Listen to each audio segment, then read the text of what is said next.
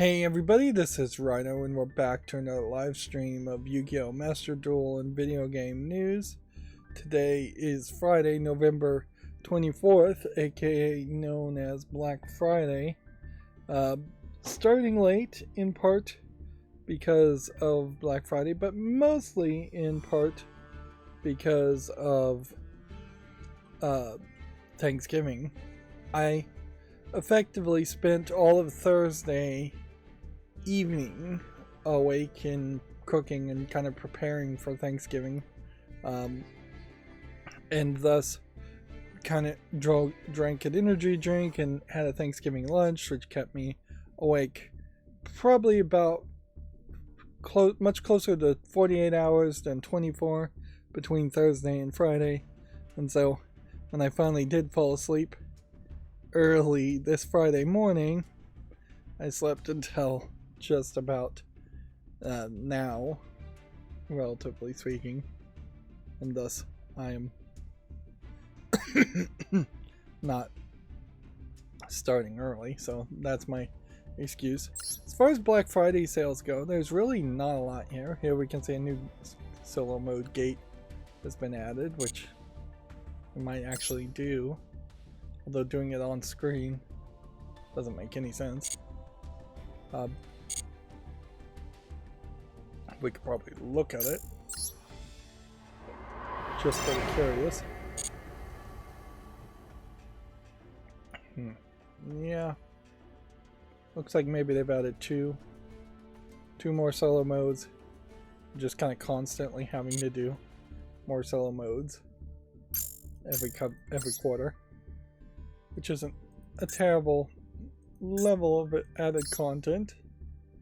Here we have a Christmas snowy themed playfield to purchase and some kind of field part to purchase, and let's see, an icon frame that's water frame style. Yep. As far as Black Friday sales go, a couple Lego things. A deck box for 200 gems is actually a little too expensive. There's not been, honestly, paying anything for a deck box is insane. Not been really a ton of sales. I saw some Lego sales and that's about it. If you want that new, I believe it's a GE washer and dryer that came out just a couple months ago. It's a washer and drying laundry machine in one. It's somewhat discounted. Robot vacuums are somewhat discounted at this point. Robot mops are somewhat discounted, although there are some major improvements that we're going to see in the next couple of years of next generation of robot mops and robot vacuums, and that you're going to see smaller vacuums and mops that are going to be able to fit around furniture a little bit better, but then they'll have smaller reservoirs and have to go back to the docking stations, which will just become the default thing. You have to have a docking station in which it can empty its own tank reservoirs. And for the robot mops, I think we're going to start to see everybody having the option to connect the mops to a hardline plumbed drain and a hardline plumbed water refill station, which there's one mop that does that right now. And honestly, that one mop is selling at a discount, but it's still way too expensive for what it really is. It's like $200 off of like somewhere around the $1,200 robot mop, which is way too much. Even the $600 vacuums, robot vacuums and mops, are a little too much for what they are. That is the price of what you would have paid for a vacuum cleaner when vacuum cleaners were first invented, not the price of a $50 vacuum cleaner that you can push around with your hands, which you can get these days. Just But mostly there's not a lot of Amazon Lightning deals. I'm just kind of scrolling through them. Mostly I found that it works really well just to see what is on sale that has been saved for later in your shopping cart over the course of the year. And you have this distinct advantage, particularly in the case, I was going through these cards, wasn't I? I'm losing my train of thought here.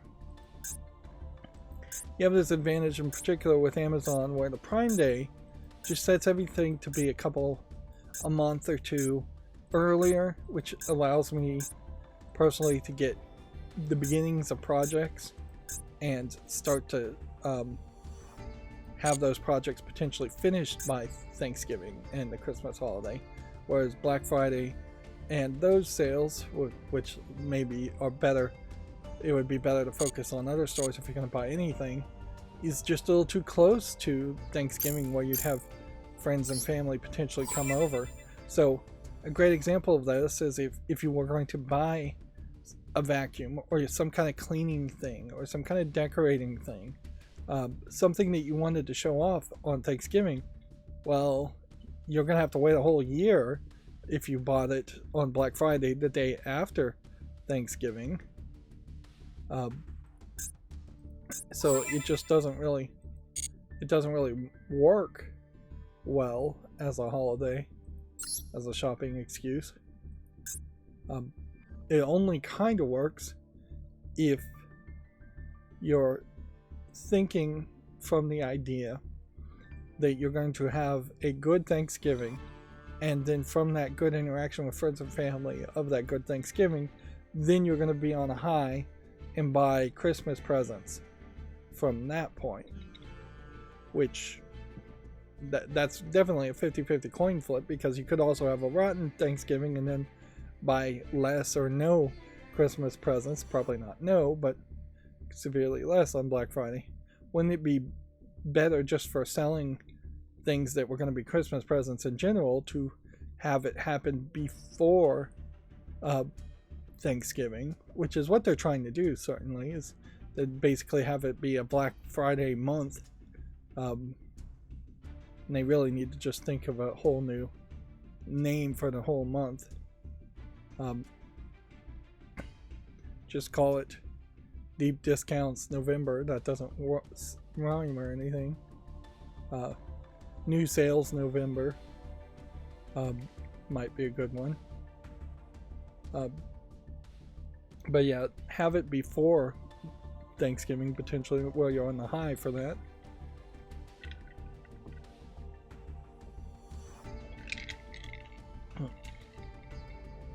But yeah, I've been looking at the lightning deals. It's taken a little bit of my time, but mostly what I've been doing. Let's go ahead and do this test now. I'm just going to struggle on this test, and I need to focus on it, so we'll do this. Which following cards is not special summoned with the effect of polymerization? Well, I'd have to know any of these. Let's just go with this. Masked Hero, Dark Outlaw. Random guess. What's this card's attack? Let's go with 0. Anything with that many stars is probably 0. In this, if Desperian Tragedy sit from the hand of graveyard, one of the following cards, which of the following can activate does a spend trans retreats. If this card is sent to the graveyard and banished by a card effect, you can add one. This be a monster from your deck. Expect. We're gonna have to guess. Apparently, it was branded opening. What's the name of this card? Amazonians. War Chief? Nope. Swordswoman. I guess literal descriptions works. What statement is true about synchro monsters? They have no defense. They are special summon monsters. Go with that. They are special summon monsters. Which of the following statements about fusion monsters are correct?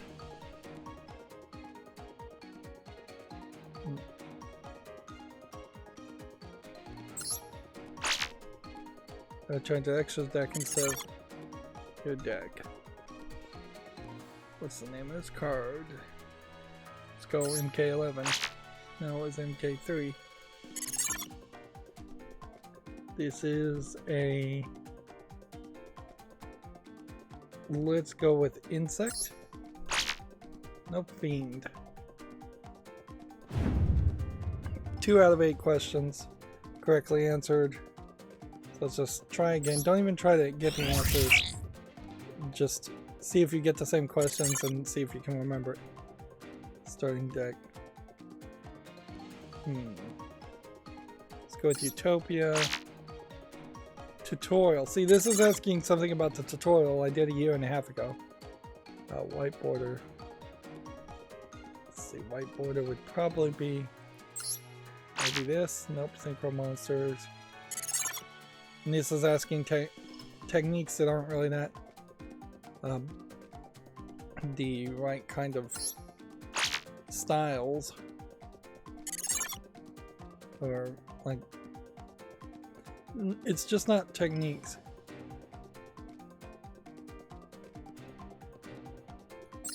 Just pick something.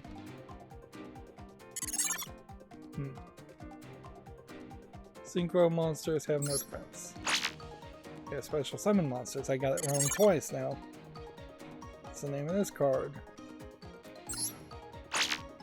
Red Resonator. This is a Fiend card. It's a Spellcaster card. Fusion monsters. 1. So I got worse now. 1 out of 8. And this may very well just get down to the point where I'm just gonna have to brute force these questions. Let's assume this is fire. Nope, that was dark. Who would have guessed? What's the level of this card? Let's assume it's 5. Like, there's enough variety here. Which one was it before? Wasn't Utopia, so let's go with this one. Let's see, when synchro summoning this card, which is following these heroes, is appropriate to use as an additional synchro monster. I mean, you really are just gonna have to guess. Like, nobody's gonna have played these kinds of cards. Let's go with Junk Warrior, that's a name I recognize. Not that all of those names are probably real.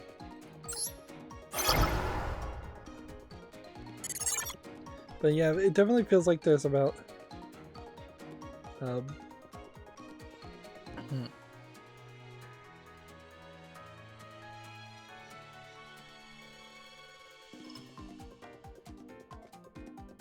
Let's go with this one.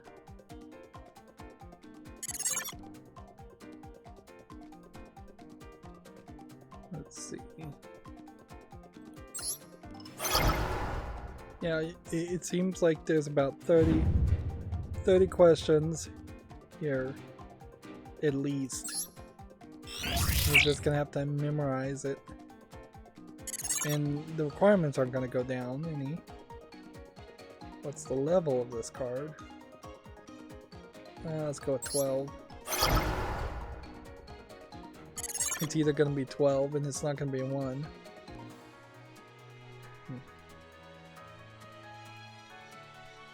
Let's go with 6,000. Megamorph doubling is 3,000. If you have half as much life. What's this card's attack? Let's go with 0. I think that's what I said before.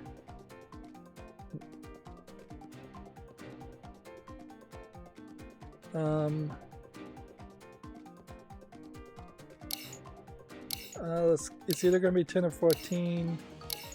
Let's go with 10. Oh, ran out of time. Effect is not activated. This is going to suck if I'm 1 off. Which ones can't be? Special summons, let's go with that one.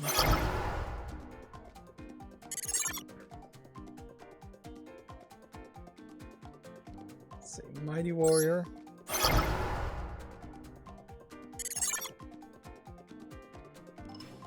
What's the attribute of this card? It's either gonna be light or dark. Nope, wind.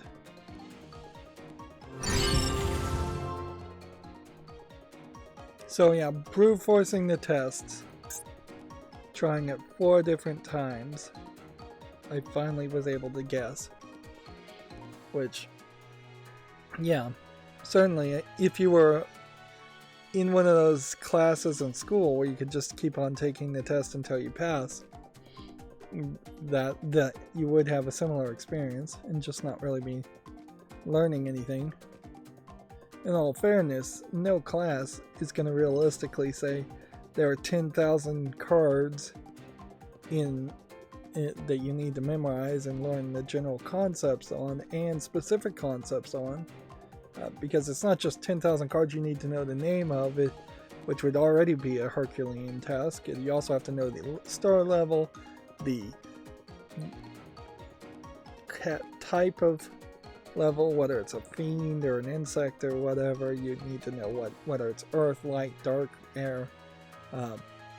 You need to know the color of the borders in the sense of whether it's a synchro monster or not. And it's just, this is not proficiency as much as this is being pedantic.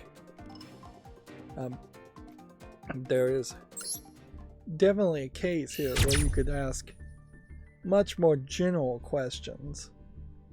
Like, if you were just talking about the general concept of synchro summoning, that would be fine. Or if you phrase the questions in such a way that it was like, here's a card, look at this card, read the card, know what its description is on the card. Now answer what that means as far as the description of the card, as far as how it actually would work in play. That's realistic. But to literally have almost all of the questions about cards be built around instant recognition of the cards. You see the picture and then you know the name and you already know the effects. That's memorization and regurgitation at the highest level. It is not comprehension at any level, as far as showing that you actually understand the concepts you're saying as much. Some of the questions are somewhat about comprehension, but way too much of it is about regurgitation. Anyways, we need to fusion summon 3 monsters, synchro summon 3 monsters, and XYZ summon 3 monsters, all of which have a small chance of being accomplished if we play ranked, which is pretty much all we can do because this ritual festival is over, which for that I can pretty much just say good riddance anyways. It would have been nice to play one more game and get 200 gems, but I didn't, and I don't want to dwell on that. It's also only 6 days here, so 6 days potentially in which I'd have to have incredibly high luck to move up from platinum to the next tier of diamond. Like, at best, what I'm looking for really here is just to get another 100 gems here, another 100 gems here, another 100 gems here, maybe, but probably not here, and probably not here, although this is exactly where I'd like to be in the next 6 days. That way I drop down to Platinum 5 next month and then have an entire month to potentially work my way up higher to Diamond. Although, in all honesty, I think I probably would start to struggle well before I got to Master level 5. There is, in one of the mobile games I play, Memento Mori, a decent system where there are different worlds that launch, and the worlds reset the difficulty level. So you play the newest world, which is like world 15, and a lot of the elements and challenges are a lot easier than playing World 1, which has been around longer, and where most of the whales who are going to spend most of the money and beat you in the player versus player aspect are. So it has this resetting effect. If there was enough people playing Yu-Gi-Oh! Master Duel to do this, ranked having a system like that would make a decent amount of sense.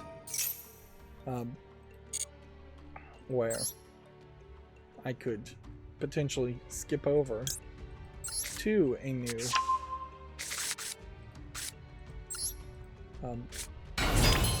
new world with less competition, and then I could be the big dog on the small campus, or the big fish in the small pond. Is really the phrase.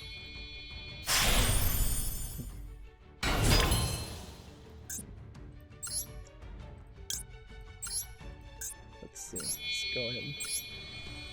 Already we're XYZ summoning a lot.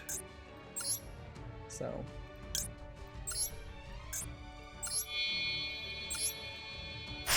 that part of the proficiency completion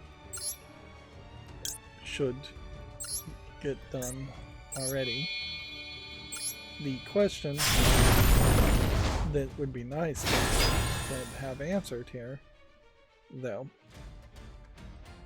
would be to have some kind of animation pop up once you've completed the proficiency requirement. Probably not in game, but probably in that wrap-up section. It would be nice for that to happen.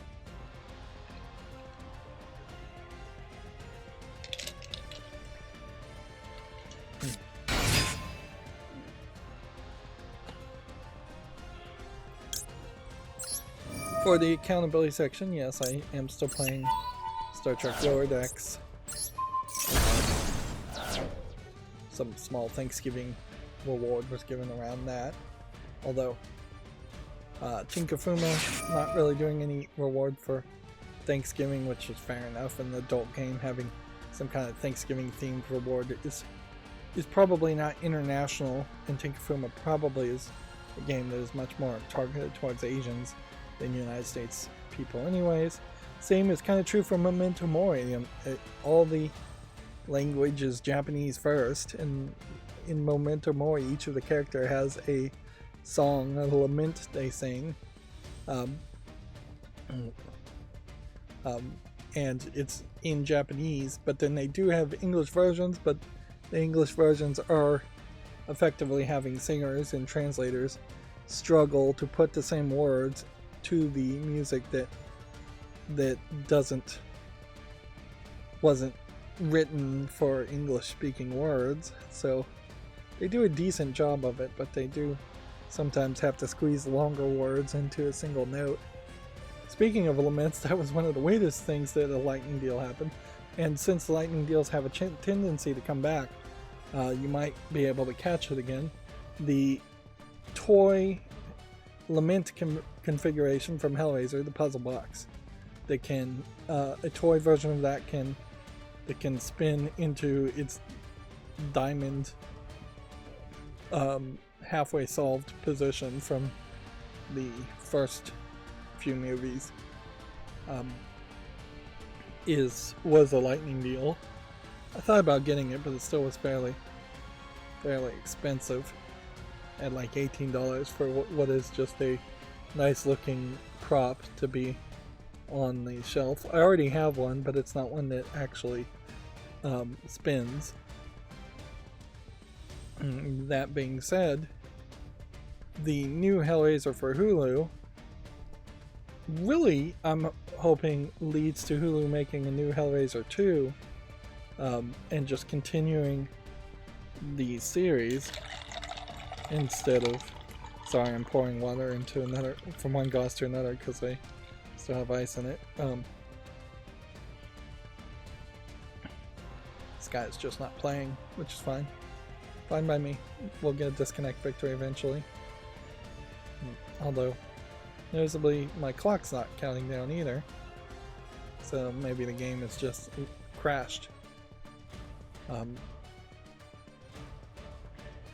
There's nothing you can really do here. You could surrender.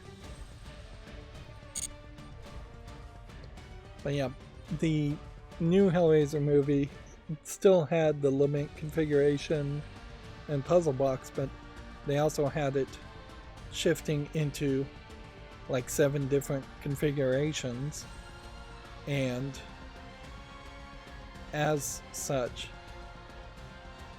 there really was room for a new Hellraiser puzzle cube to be made and sold as a toy prop for horror fans. And there is room for statues of the new Hellraiser Hell Priest character, the female Hellraiser lady.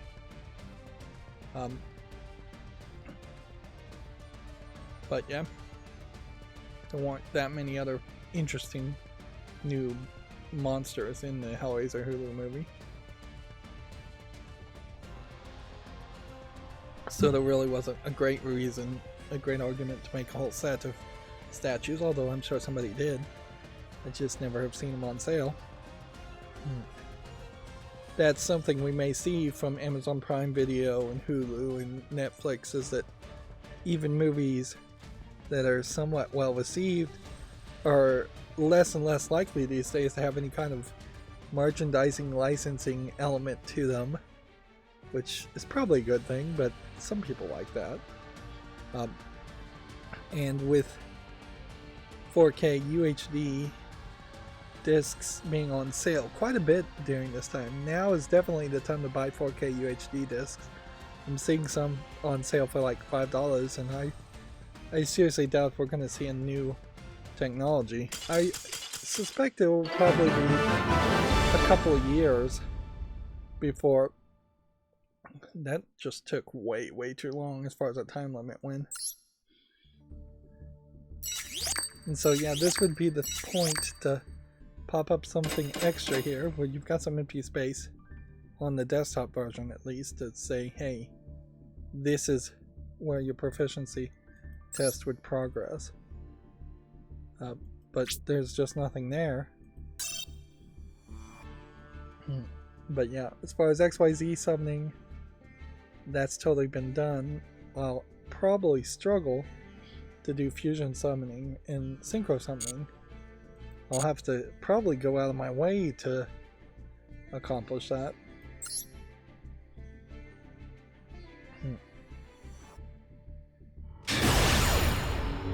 Yeah, and there are sales where you can buy a decent 4K UHD disc player for like $150, which is still a little too expensive.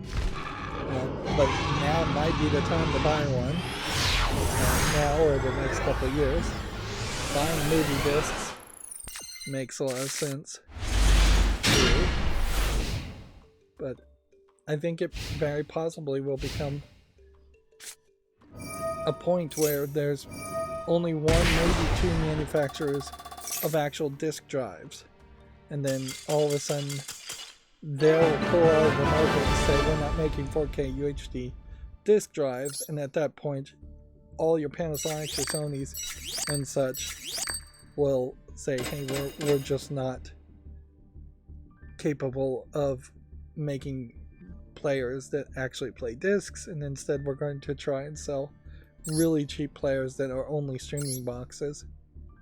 Of course, Xbox Series X and PlayStation 5 are 4K UHD disc drives too, so if the next generation of game consoles didn't have disc drives on them, that might hurt the chance of disc drive players in general existing, since I wouldn't be surprised if the PlayStation 5 and the Xbox Series X are buying up 20-40% of all disc drives that are sold around the world. But yeah, I'd definitely say this is the year to buy the discs if you're willing to potentially risk not having a player and having discs, or if you already have a player and then in the next 2 or 3 years rushing to get a disc player if you need a new disc player. Each year potentially getting slightly better technology as far as high dynamic range or Dolby Atmos or DTS surround sound, whatever the newest standards are on audio and video there.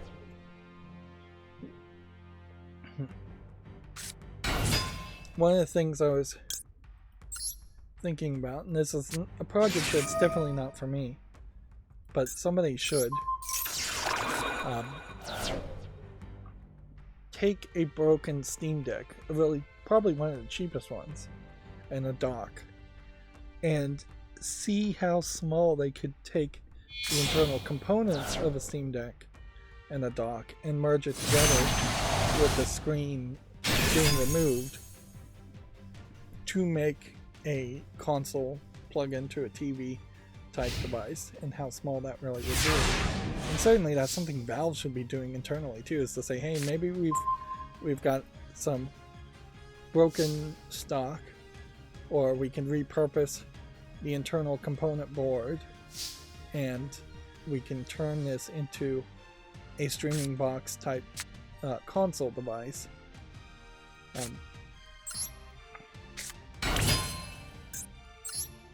Instead of a portable device, and if they don't have to pay for the screen, maybe that would knock $75 off of a Steam Deck equivalent if you're going to always just have it docked anyways. Which, in all fairness, I would definitely be interested in that. If I could pay $250 or less for a Steam Deck that didn't have a screen and was using a different type of controller that was wirelessly not connected to the processing unit and all of that. And that would be interesting. Probably do the same with the Switch too. Like, so if you took the docking aspect of a Nintendo Switch and took the screen out, you probably would save some money at that point, and then you would have a Switch that could only be docked, which for the most part would still work perfectly fine. But for a few games might have some problems because of the detachable Joy-Cons, which is not a problem with the Steam Deck.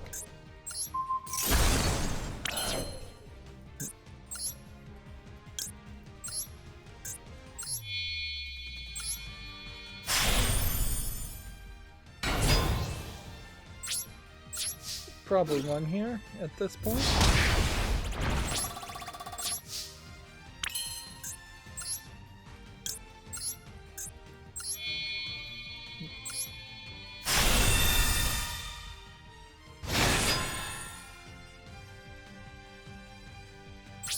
In the turn there.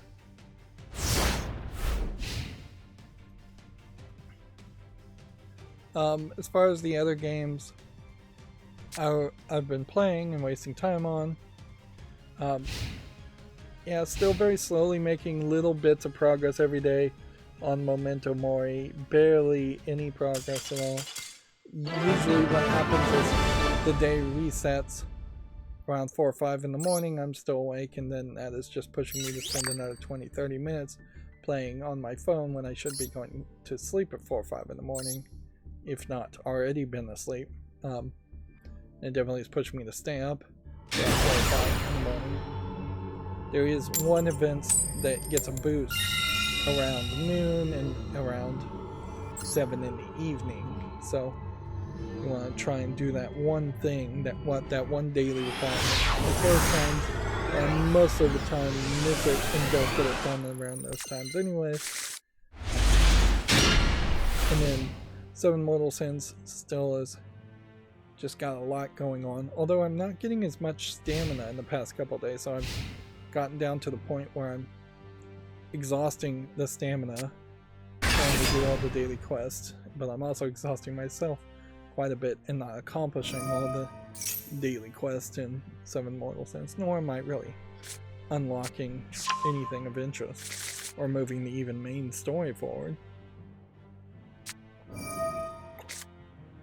Weirdly, the now dead, no longer playable game Destiny Child updated its memorial version with some kind of patch, but as far as I can tell, and it seems like as anyone can tell, it didn't actually patch or add anything, so I wouldn't be surprised if it is some small bug they found that they fixed and that's it, or something. I don't even know what really it could be.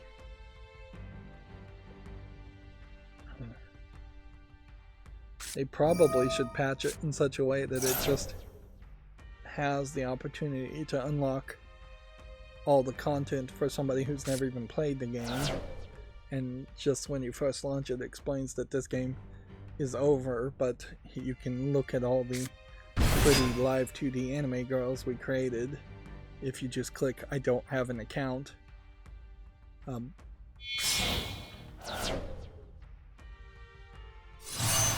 That would probably be the best thing to happen, but they kind of don't want to do that either, because that would just be continued people downloading a lot of data and hits to their servers, which they really don't want to have happen for a game they're not making any money on because they've shut it down. I did do some work here. I talked about in the last stream how I was doing regular expression matching to make an HTML5 pattern. There was a thought there that I would just fuzzy the HTML5 pattern to make it shorter, in the sense that instead of having it only match the exact correct information, match things that are very close to the exact correct configuration, but make the pattern a lot shorter by not trying everything. I kind of abandoned that idea for the most part. I did fuzzy up a little bit of the matching pattern in a few places, but honestly, in the end, instead of there being potentially a pattern that would have let you type in maybe hundreds of wrong answers out of an almost infinite possibility of wrong answers, whatever about 100 to the power of 35 would be, I've got it down to probably dozens of wrong answers and then the right answers. I did start that way, but I thought I was typing it in wrong. I may very well have not actually been typing it in wrong the first time, but I thought I was using the wrong symbols, and it would have. So my thought was I was going to have to effectively replace every bracket with the parentheses or vice versa, but honestly I'm not sure. I was actually doing it wrong, now that I think of it. So it was mostly a very slow process and just laid back process while I was also shopping, as far as what I was doing. I haven't actually uploaded the code to my Smart On Air sign yet to make sure it actually works, and the regex code is still incredibly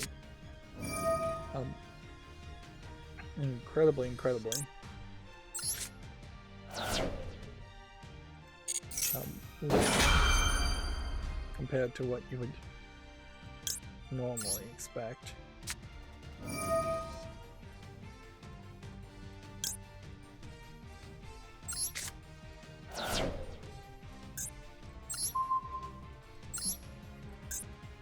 It just works all pretty fast. I'm using every single card I have. But of the hotkeys, there's, I think, about 600, but even if there's about 300 hotkeys, and that's quite a lot to match. And I was able to finally end up with this. This is a program called Notepad++.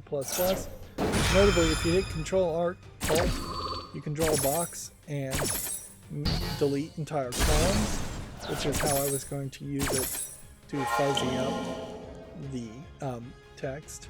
I'm not hitting Control-Alt here, so I could effectively have just deleted all the things on the left if needed be.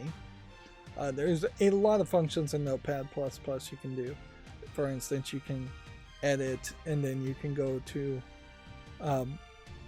line operations and then sort lexicographically by ascending, which will just alphabetize each line, which these mostly are anyways.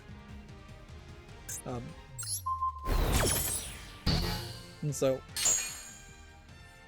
another thing you can do is you can click on a word and it will highlight it and search for it and see if that word is anywhere else, which for the most part there won't be a single word here that is repeated, which is what I was trying to stop it from happening.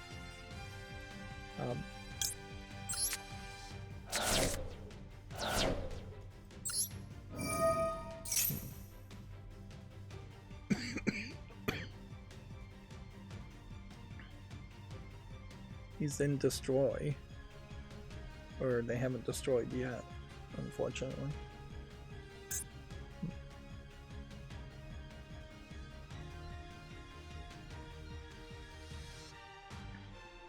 So yeah, I would have had a long list of words, and then I would have clicked on each of them and said, well, here's this word that is being used as a hotkey. For instance, in this line here, which I got it down to 54 lines, it is saying the hotkey will start with the word media, but then it will have either toggle or an underscore under it, and then it will have play after that. So media toggle play or media underscore play. Or, because of this question mark, it won't have either one of those. So it might just also be media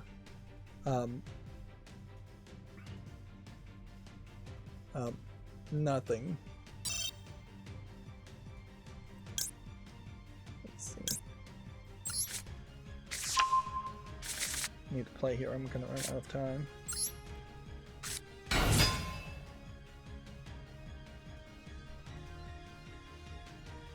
Seriously? What happened there? Why can't I special summon?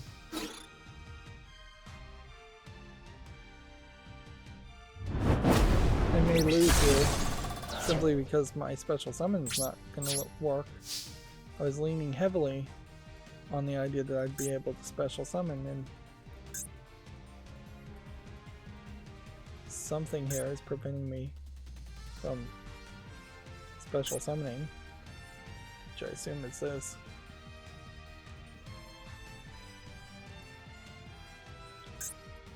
Now I can't special summon because I don't have enough cards in the graveyard. What happened to all my cards? They all got banished instead. Ah. Well, that right.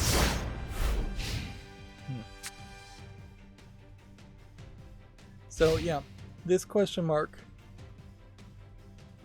says it could be toggle play or it could be underscore play or nothing.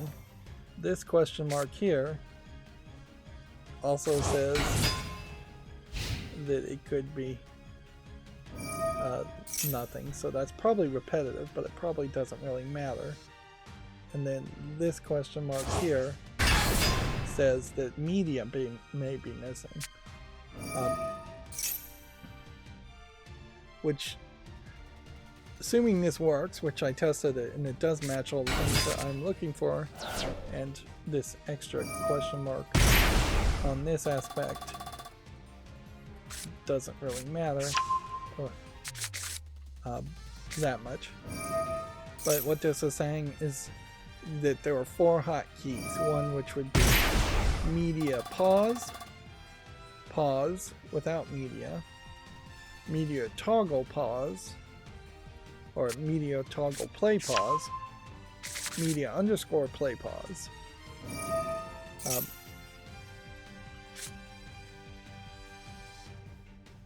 But I don't think that there's... well, maybe this is written in such a way that is how it's supposed to be written. Media toggle pause without the play. Possibly. Or media underscore pause without the play. So it's matching several different iterations of things that would have pause on it, and that's a fairly complicated one. Here's a more simple one. Virtual keyboard underscore VK underscore media play, or VK play, or media play.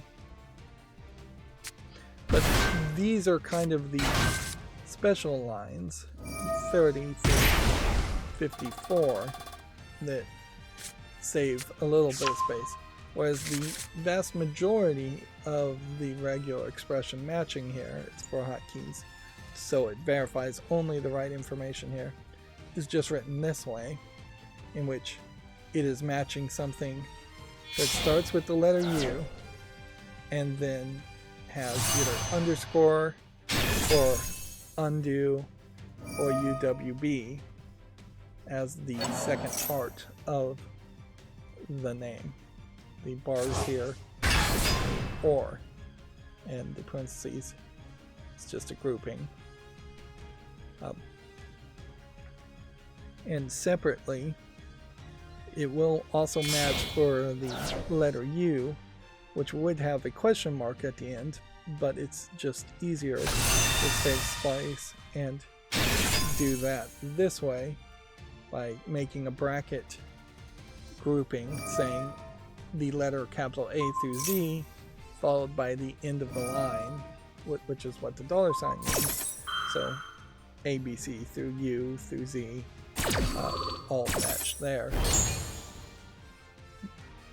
And so then there's, just depending on what keywords start with A versus B versus C, there's just 26 separate lines here all together.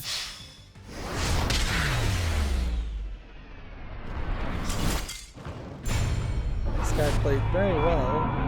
He really ruined all my strategies. Clearly, I don't really care too much about Yu-Gi-Oh!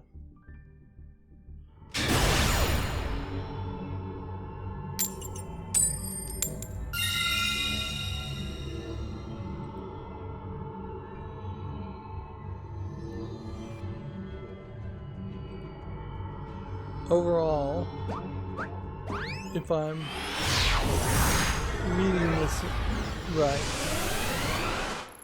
the entire regular expression is 3,078 characters long, and in its depicted form, it's 54 lines.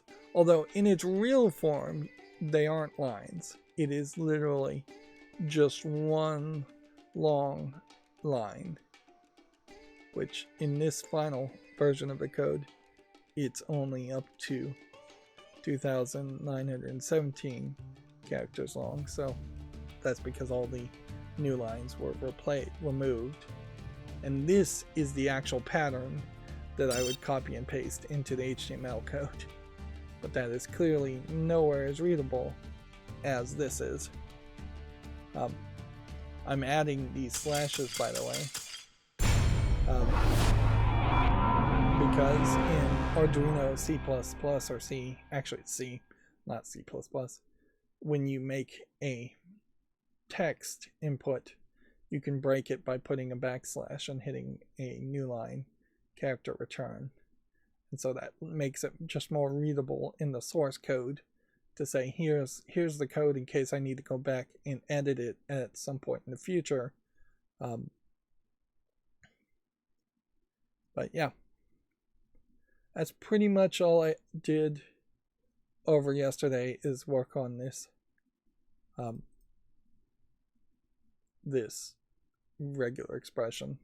Mostly that boils down to clicking on something on a hotkey in its original form, and then just scrolling up and then down and seeing if that one word matched. If you saw something like, here is a keyword, keyboard light on and off.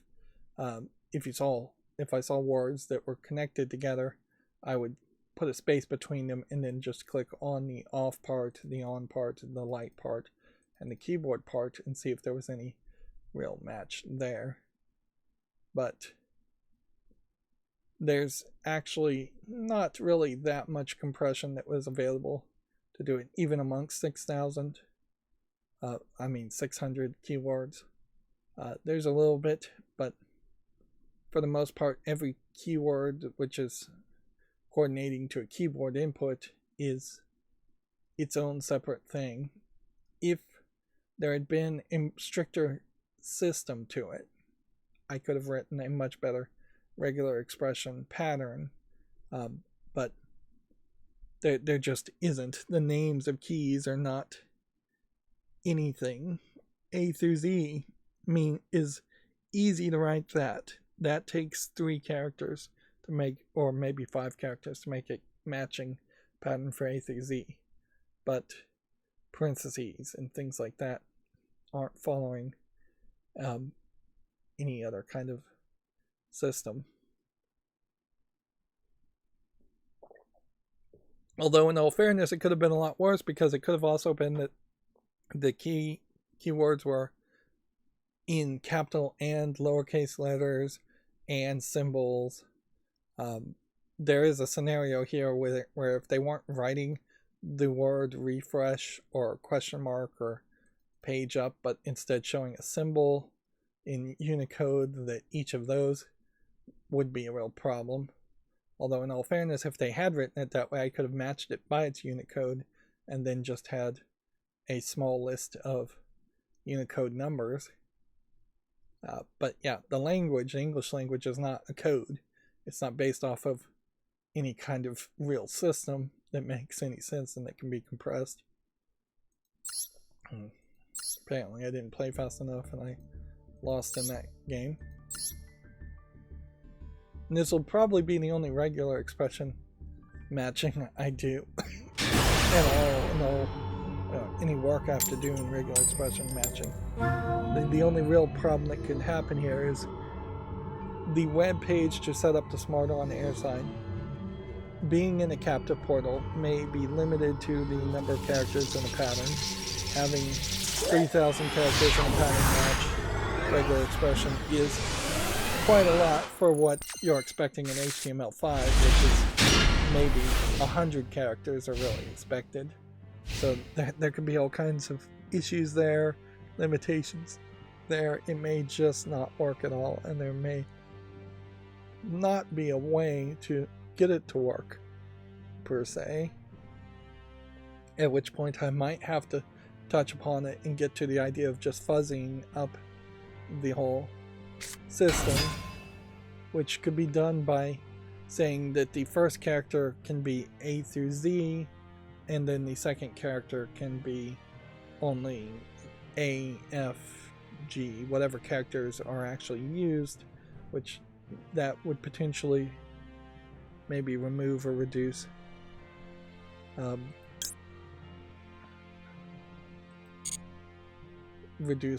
the number of possible matches quite a bit, but it would be very complicated to do it that way, and it wouldn't be readable at all.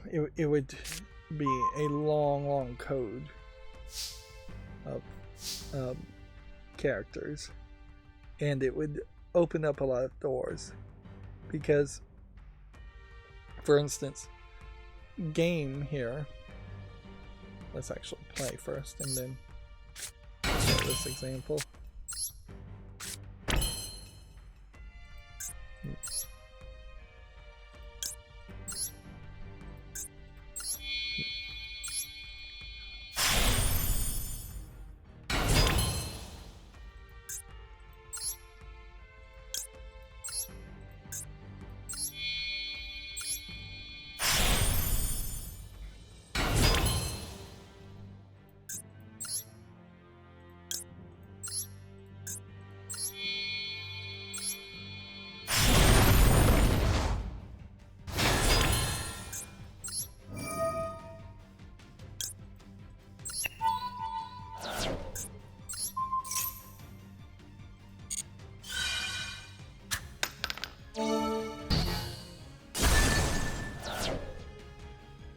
Oh, I boned that up.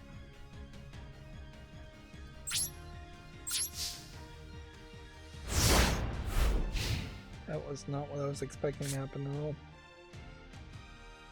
Anyways, so you have like G here, which the second character in G could be A for game, O for go, or R for greater.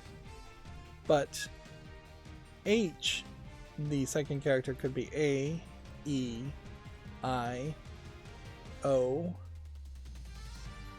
Let's see. Yeah, A, E, I, or O.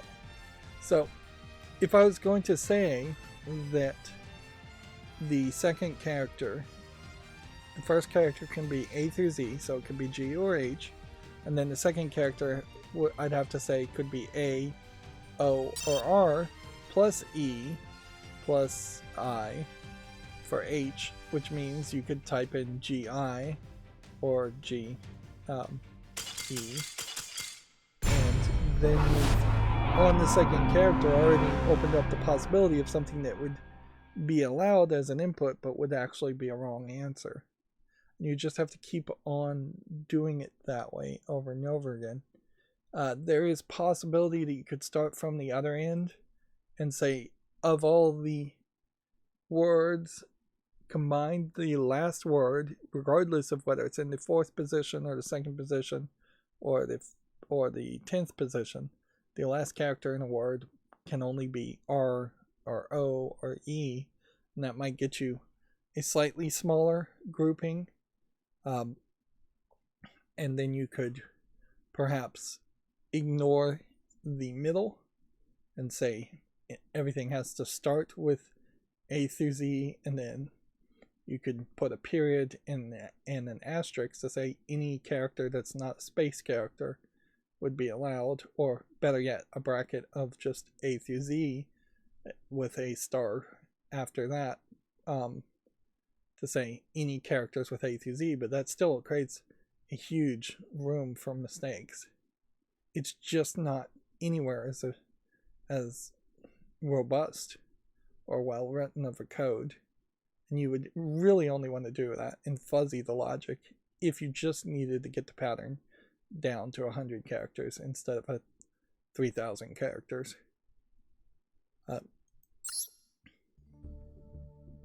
And to wrap up this long regular expression rant, 3,000 characters may really sound like a decently long regular expression, but depends. It really depends on how you're doing it. Like, you very well may not use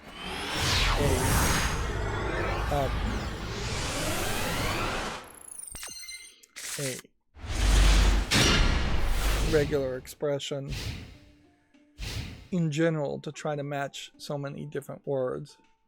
In most programming languages, it would make a lot more sense in other languages other than HTML to use a different system. But if you're using a database search and an SQL type thing, you might do that big of a regular expression, but regular expressions, depending on the platform, can handle it too. Which brings me to the last bit of this tutorial. Here's a website called Regular Expressions 101, and in the top here I have a slightly modified version of that same regular expression at the top, and in the test screen here I have a list of all the hotkeys that work with OBS. And the important thing to say here is that it got all 635 of the matches. That's all the hotkeys. And it did it in 2,435,007 steps, taking a whopping 215 milliseconds on their servers. So you're talking a fifth of a second to do all of those steps, which that is inherently the beauty of computers, is that they are not intelligent, they are not creative, but they are incredibly well designed to do the same simplistic tasks, or relatively simplistic tasks, over and over and over again, without mistakes and without complaint. So, taking 2 million steps to do the search is not something any human being would ever tolerate, but it is something that a computer can do perfectly well. Now, I generally wouldn't recommend using a website like this to write a regular expression unless you're just completely brand new to it, but the website like this is fairly helpful. There's another one that's definitely not as helpful, just doesn't tell as much. There are also some ChatGPT sites. I tried to use them to make a regular expression, and the hallucination problem is a problem there, in which it will give you the wrong answer or it will just fail miserably. So what it does here is it's highlighting the colored groups. So group 106 found the word return, but a subgroup of that, 107, found the word eturn with R in front of it. And so you'll often see, the way I've written it, it will look and match first for the letter E at the beginning and then the rest of the word at the end. And there's probably room for optimization here. I heard about this game called the Password Game, which the goal is to make the shortest password while you follow a long list of ridiculous extra elements you have to add to the password. And that is effectively the kind of similar type of compression I was trying to do in the regular expression, is this reduce the amount of text of the pen. But it is actually a contrasting idea anyways, because on one hand, if you make the regular expression pattern really small, it's probably not going to be as efficient or as fast. Right now I have an efficient and fast thing that took a 20th of a second. If I compressed it down where it had to take like 5 million steps, 10 million steps, it probably would take a whole second there and be slower. That is the issue of effectively tall and wide programming. Sometimes you want very tall programming that will be fast and efficient and execute quickly, and sometimes you want very wide programming that will just take up more RAM and more processing power, but is much more readable in the source code. By default, tall programming is usually your preference, but you try to balance it too. And some of it comes straight down to, if you were going to print out your source code, you want it to fit in the similar ratio of what a piece of paper would be. When you're looking at monitors, you want it to fit in to that kind of ratio. That's why a lot of programmers also will rotate their monitors so it's a 90 degrees 19:6 ratio instead of a 16:9 ratio.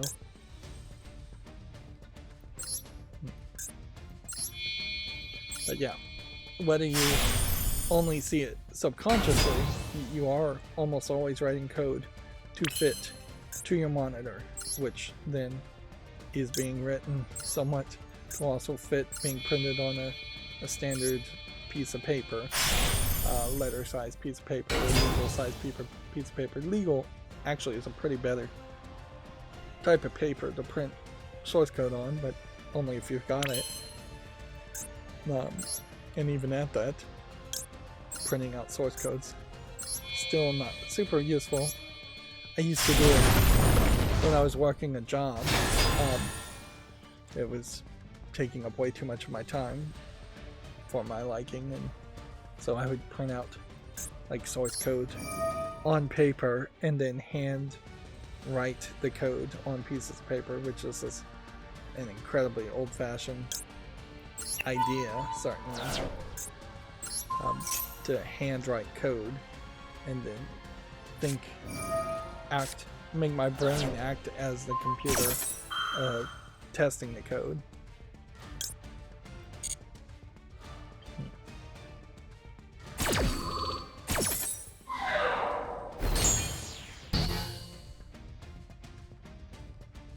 But to wrap up here, the way it's defined in OBS is every hotkey is labeled with this OBS hotkey, and then parentheses OBS key. Sometimes it's OBS mouse underscore, and then the actual hotkey. I'm simplifying it down to just the actual word, and the way I know my regular expression worked is that you can see in every single possible hotkey is highlighted here. If there had been a problem and one hadn't been highlighted. Now, one problem with this website, I would say, is that there's some coloring issues where sometimes a dark blue looks like it's not being caught. The way I've written the code isn't actually catching all of this because in the final version there isn't a parentheses at the end, and in this version there are parentheses at the end, so I would have had to slightly change the code so it would work with this input, but it will work with the final input, which would just be the words. And so this is a great website for just testing that. You're not really going to get into the details of it completely and really need to know what match number or what group number is matched, which is like this long bit of information here.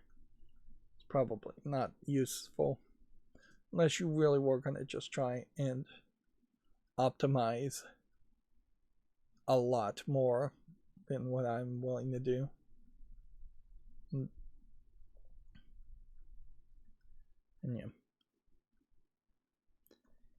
if each of the hotkey here, and this is a suggestion I guess I could potentially make the OBS, if each of the hotkeys were defined with a secondary alias based on their hexadecimal input, which some of these keys are only defined by their hexadecimal input because they just don't have a name. So 0x35 is a hexadecimal for getting the signal 0x35 on a keyboard. If they had all been aliased that way, so that whatever, and some of these virtual keys I assume may be something special to OBS, or it may not be something that special. But yeah, had they all been aliased this way, then maybe that would have helped me with the regular expression, but probably not, because at the end of the day, in the smart on-air screen, when you type in the hotkey name, you want to be prompted with a friendly readable name. So you would have had to have made some kind of array that compares the right menu button to a hexadecimal scene code, and that would have just been more processing overall. So it's probably better that that actually doesn't exist now that I think through it. This is an English language problem, not a coding problem. Return and enter, for instance, having different hotkeys is a little weird, since most people don't have a return and an enter button on their keyboards.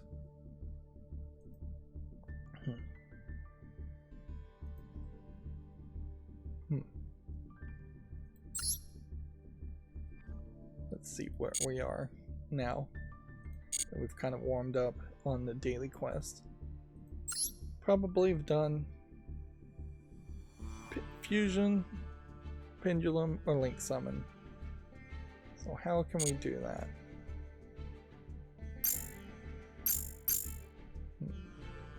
Let's see if we can find something here that we could possibly do. Plus, by playing solo mode, that lets me also not have to worry about timers so much.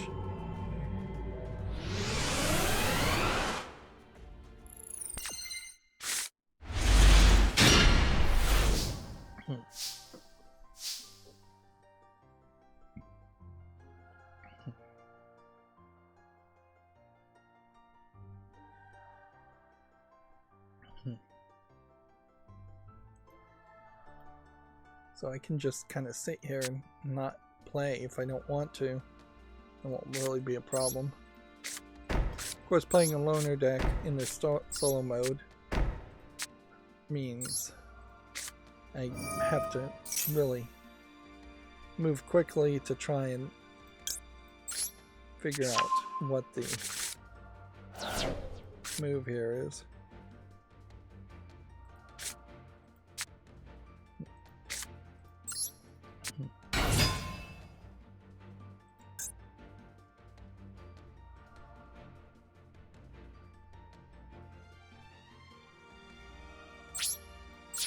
Start with that.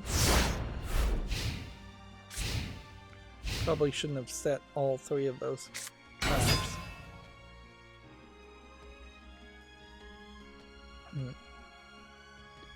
Mostly over this Black Friday Thanksgiving weekend, the only thing I've really been seeing on Twitter is this cosplayers, lewd cosplayers in particular, just selling their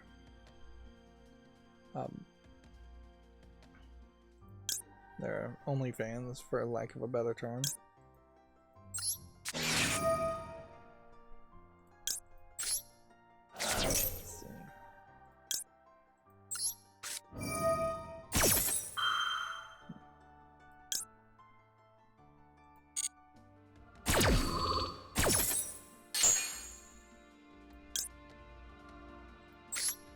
Let's see. Someone else.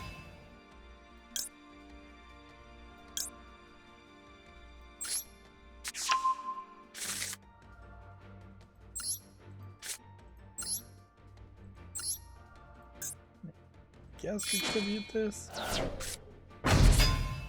Looks like we're doing a Jack's Knight, Queen's Knight special summoning of something.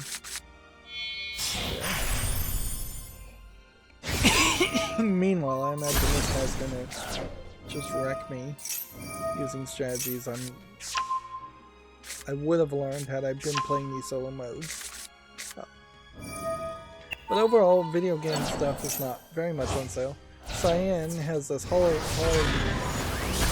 sale going on their store, which they're promoting things based on Myst. Here you have a mini Lego Mist, Lego interlocking brick toy set, but it says Lego. I don't know if these really are Lego pieces though, that actually would be stamped with the Lego logo, or these are just knockoff pieces, because I have not seen Lego as an entity make this. Plus, it's worth pointing out that this really does not look like the Mist book in the first game, which is where the red pages, white page, and blue page would have been coming from. The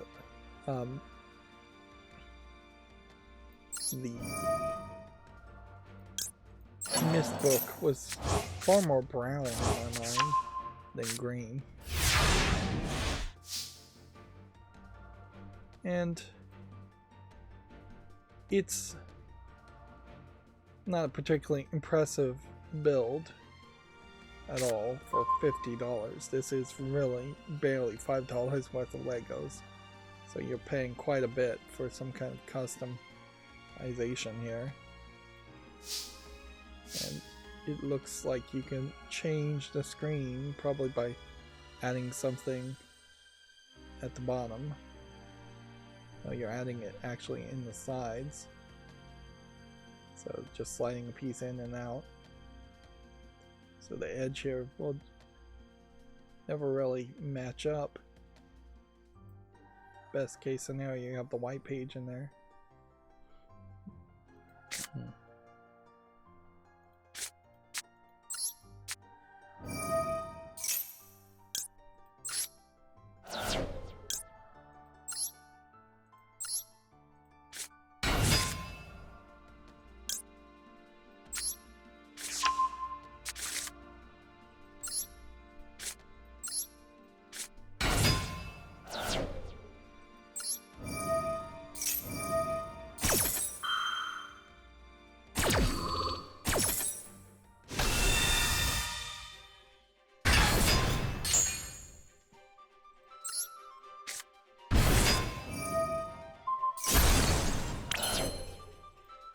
Like, doing all this work here just so we can probably summon Utopia.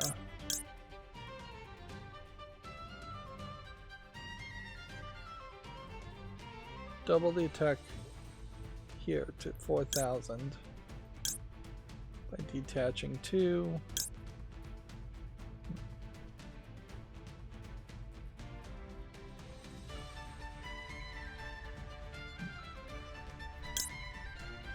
Try Hero Champion here.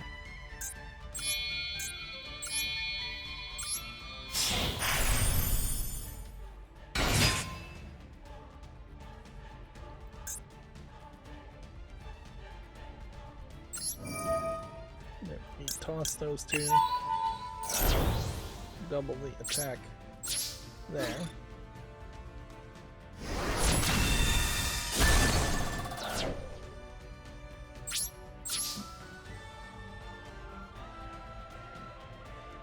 I think I would have to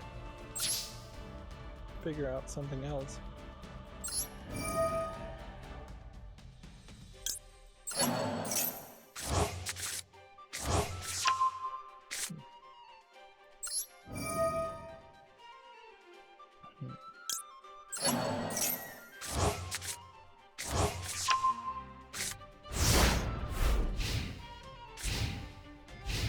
So yeah, you have the Mist book.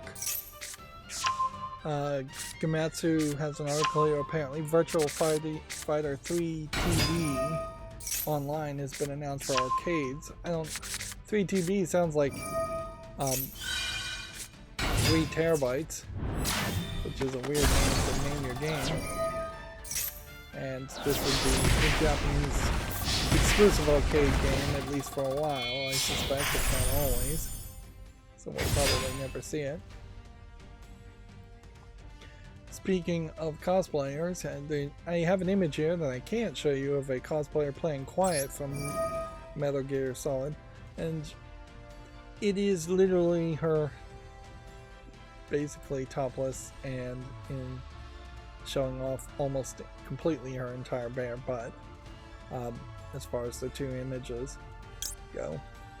And while a big part of that is it is just a cosplayer showing off her body and pretending like it's has anything to do with cosplaying when there's literally not a costume here, there is definitely an argument to be made that Quiet's outfit, if it can be called an outfit, just a black bikini effectively and some pantyhose, was a very poorly designed costume and really just an excuse to show off a character's body. Which, yeah, you compare that to say 2B in Nier Automata, there is a very detailed, still kind of lewd lingerie costume that 2B wears, but there's actual fabric there and actual effort that would have to be put into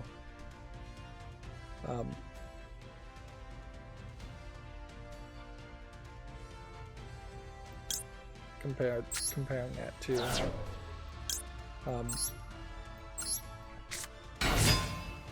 Quiet, where there really is no costume.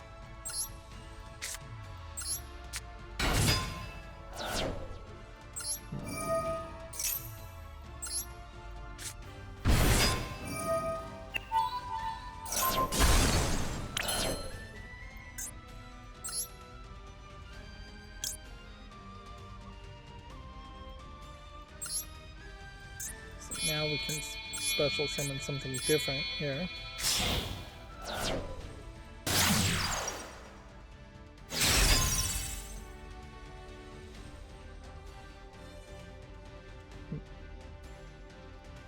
Once per turn, when a spell card or monster effect is activated that targets this face-up cards on the field or a monster this card points to, you can discard the same type of card to negate the activation. Interesting.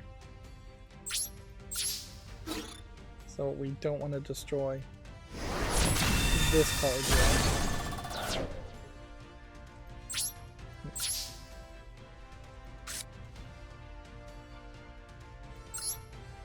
We'll go ahead and put that space down.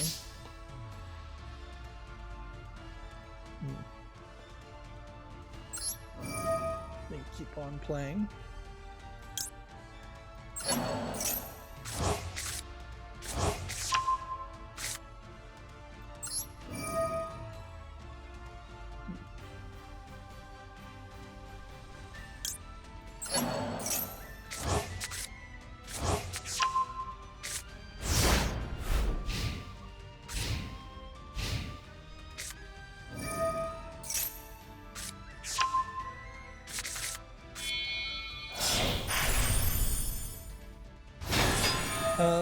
Video Games Chronicle has an article here, and this will be our last game. I need to really start talking and focusing on the news.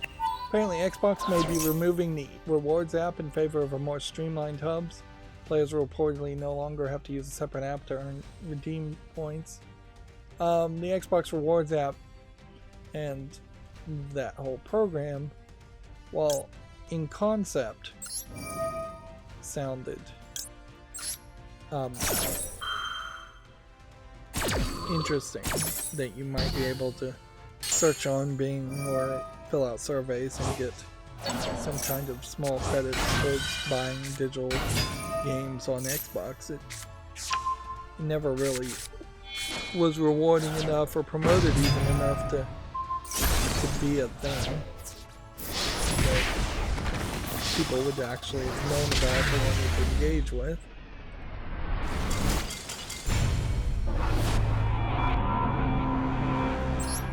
Alright, well, we tried there, we played one game in solo mode, and so that means I probably have done at least that mission.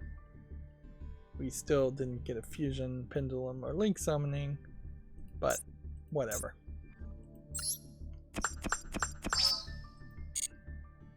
Now what will be annoying is in the next 5 days I may get another solo mode quest to play 3 times in solo mode, but I can do that off screen. Video Games Chronicle does have a PS5 price cut to $350 in the Target Black Friday deal, this is $150 off the console's MSRP.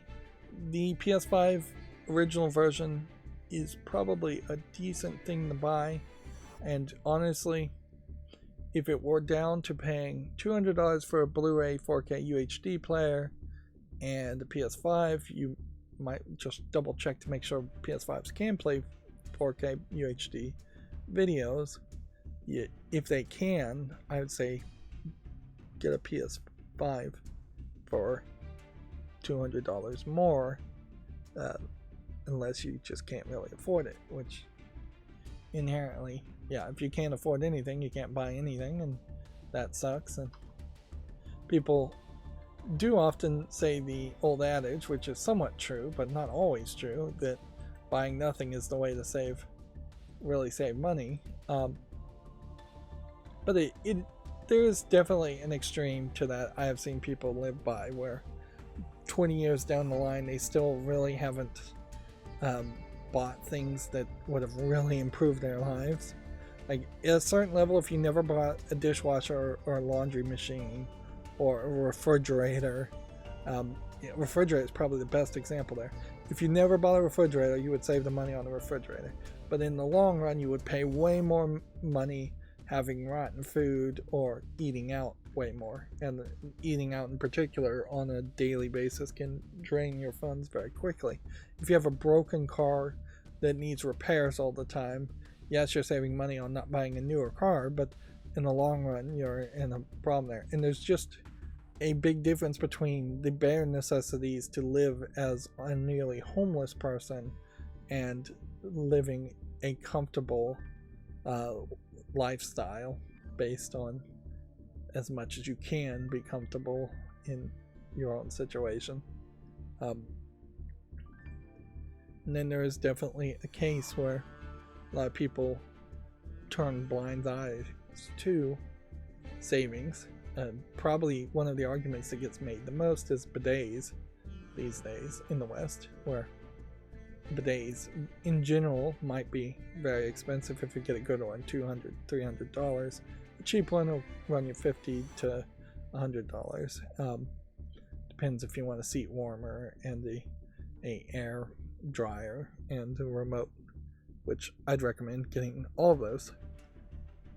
In the long run, though, you'll start buying considerably less toilet paper in most cases, and over the course of the lifetime of a toilet, which is probably close to 15, 20, 30 years that it would be in a house, 30 years that you would get good use out of it,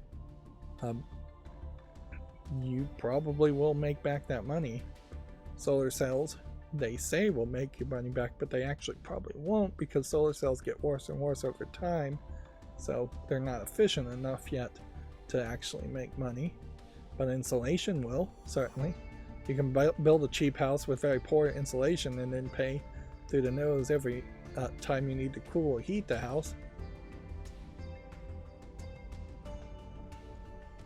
Of course, when you're talking the realm of toys and video games and gadgets, that's much more closer to the aspect of comfort than actually saving you or anything.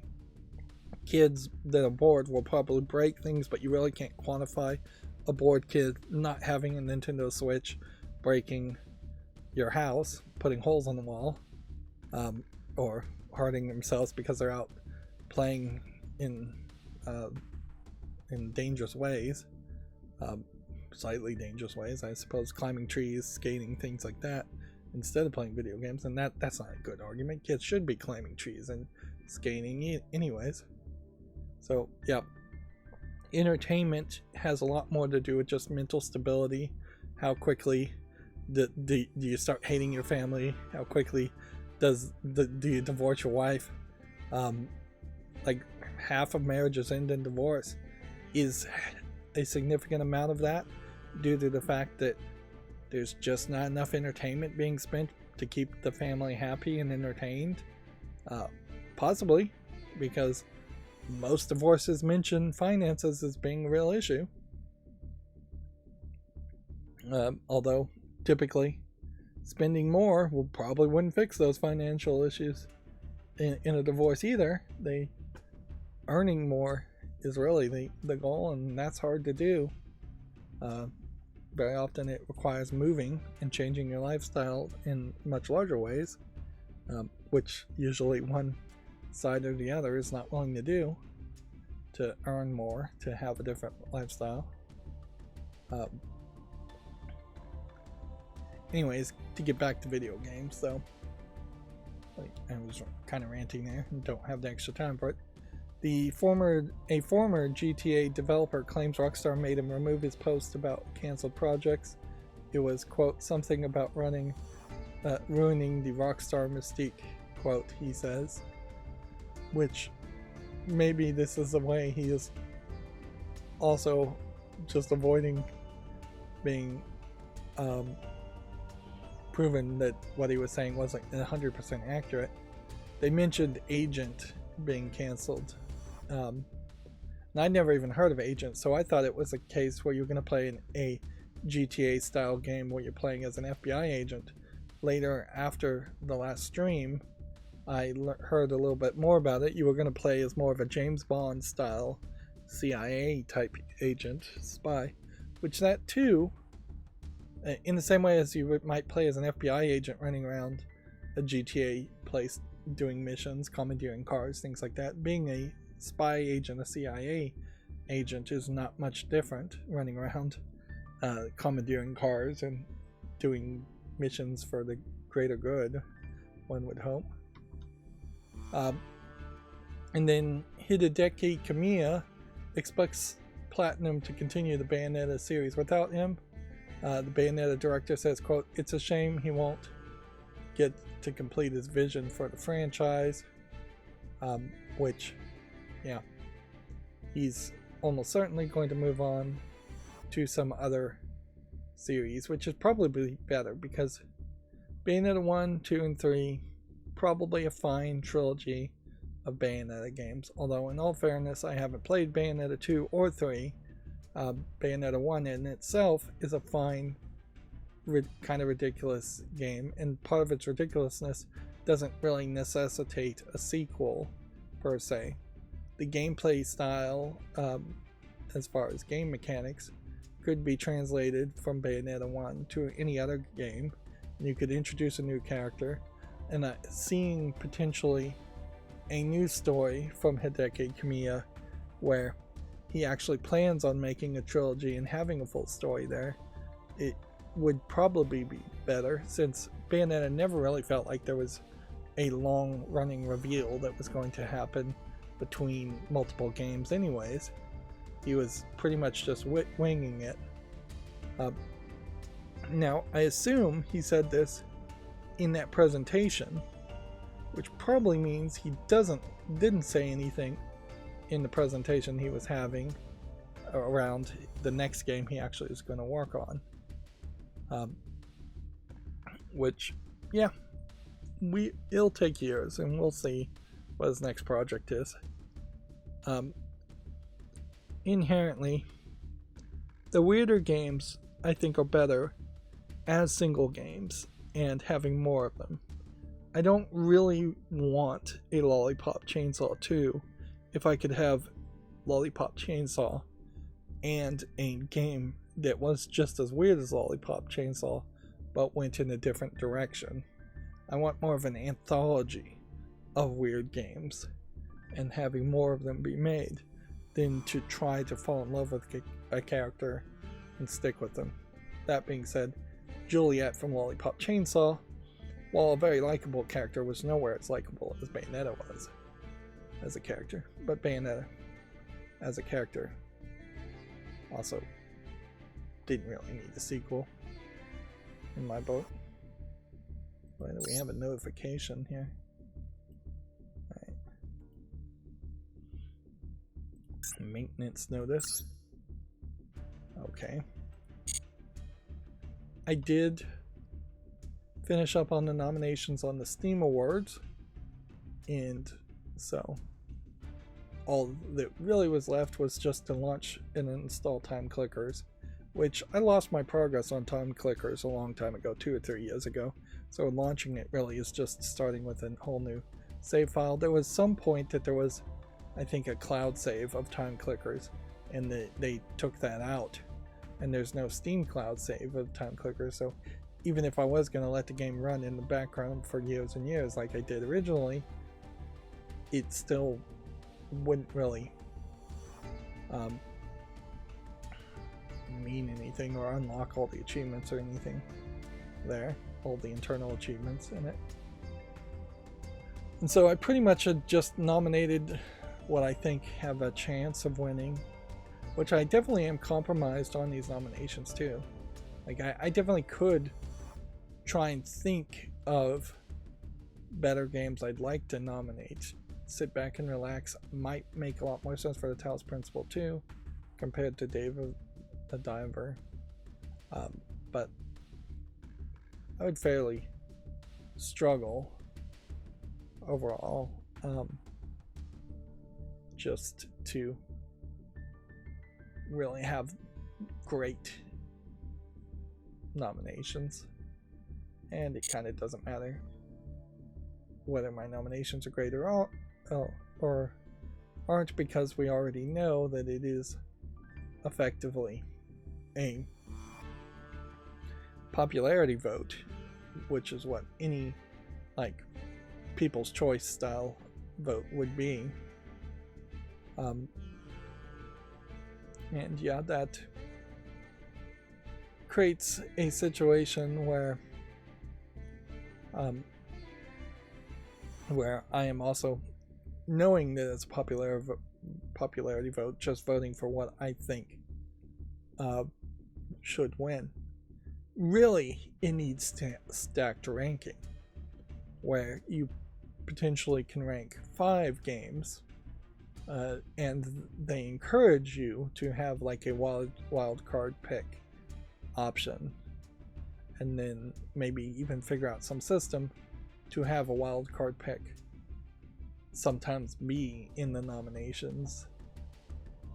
Anyways, I don't know how you'd really do that, but your top 3 games plus 1 wild card that you don't think will win, but we'd like you to consider anyways. One thing certainly as far as these nominations go is that now would be the time during the nomination phase for Steam to give some kind of extra nomination award to games that get nominated, where if you get, say, over 1,000 nominations but you aren't one of the nominees for the Steam Awards, you get a runners-up or a participation badge that you can put on your game, saying, hey, people actually were excited about this game and actually did vote for it. Maybe 1,000 is too low, maybe 1,000 is too high. And then the autumn sale, for the most part, I haven't been paying any attention to at all. For the most part, I went through my wish list, and what I do is sort by price to just find what's the cheapest, sort by discount to see what has been reduced in price the most, and just go down the first 100 or so each time. If I had an actual rank here, in which the games I most care about are at the top, I would sort by rank, but I have like 3,000 games on the wish list, and they definitely are not sorted.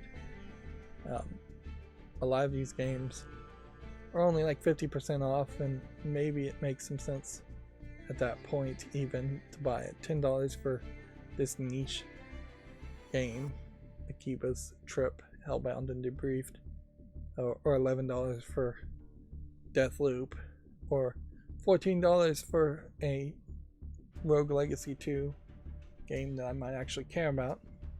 I actually didn't look into ranked. The first 100 or so of these games in rank are actually things I've kind of pushed to the top, but there's not a great ranking system here at all. You can see like Haiti 2 is barely on the wish list. It really shouldn't be that high. So either you drag things or you type in a number to send it way to the bottom, and that's about all you can do to have a orderly system. And then there are definitely things that are just not discounted at all, not on sale. So what I ended up doing as I was trying to shop is mostly finding games that, like this one here is free to play, Lust from Beyond Scarlet, which I don't know if this is a demo. It's an introduction version of the game. And that's why it's free, but it's also in the adults only section.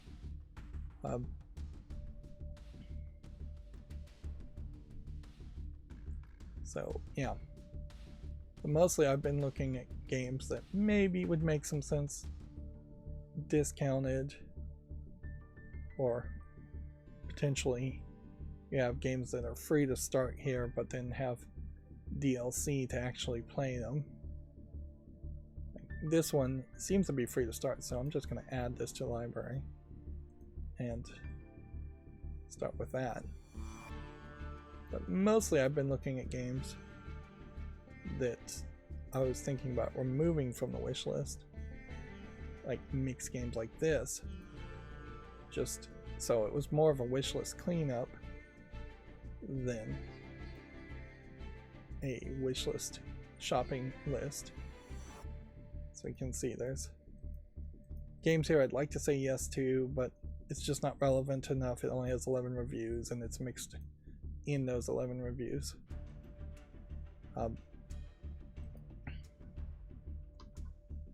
Like Double Dare being mixed here.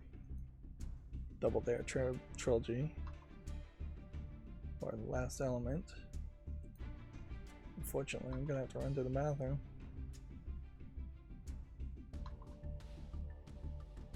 Alright, well, unfortunately, I'll start this and pause the recording, and I'll be right back.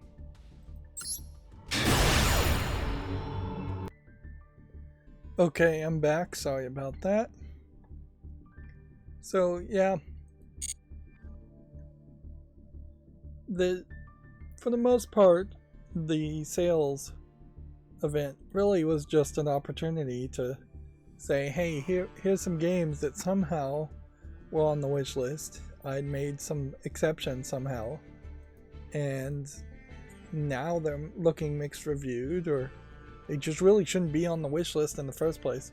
I could see making an exception for this like swimming puzzle tile-based game, but I really probably shouldn't have made an exception for that. Or I definitely could see where maybe this had 30 reviews and it was more positive, and then a couple more reviews came in, 7 more reviews came in to make it mixed. This Art of Murder series, there's like one game in the entire series that is well received, and then there's like 4 other games that are poorly received as kind of point and click adventure games, which honestly puts it down to a level where I should maybe play that one game at most, or probably just not play any of them. You can see that there's a very high level of negativity around it and just irrelevancy around it as far as the number of reviews, and it really doesn't make a lot of sense to have effectively hidden object games, more than even point and click adventure games, flood the beyond the wish list. Particularly, I think I am at the point where the idea of doing a whole series of games just because one is good doesn't make a lot of sense, particularly for older games in general. I was just saying it before, like Bayonetta 1, playing that alone is a fine experience. There's really no good reason to potentially play a Bayonetta 2 or 3 if Bayonetta 2 or 3 happened to have been bad games. Fortunately, they weren't bad games. Mass Effect is probably a good example of that too, where Mass Effect 1 and 2 might be good enough to just play, or Mass Effect 2 might just be good enough to play. So here's like one game that I actually might have considered purchasing. And then there's some more realistic, modern, like bigger received ones. I think Metro Last Light Redux makes sense, although I'm not sure that Metro Last Light is the game to play, or if Metro Exodus is the game to play, or if you really could just skip over to Metro Exodus. Last Light Redux was released in 2014, but you can see that's very positive. And then I tried to play one of these bridge constructor games, and I think at this point, unless there's something really different as far as the visual interfaces, I'm not willing to try any more bridge constructor games, because they never explain how to build the bridges and really just tutorialize you on it. So even these little kid versions of the games just don't feel like they would help you in any way. And that's the problem, is I needed a game to just make me go through 30 to 50 levels explaining exactly why this works and why this doesn't work, instead of all the bridge constructor games being very much just a puzzle you have to brute force your way towards a solution to. Nor do I really have any motivation. This game, Path to Minosi, is a game I felt like had come out much more recently than 5 years ago, which, yeah, time flies. At 99 cents, it is finally down to a reasonable price for what it was received.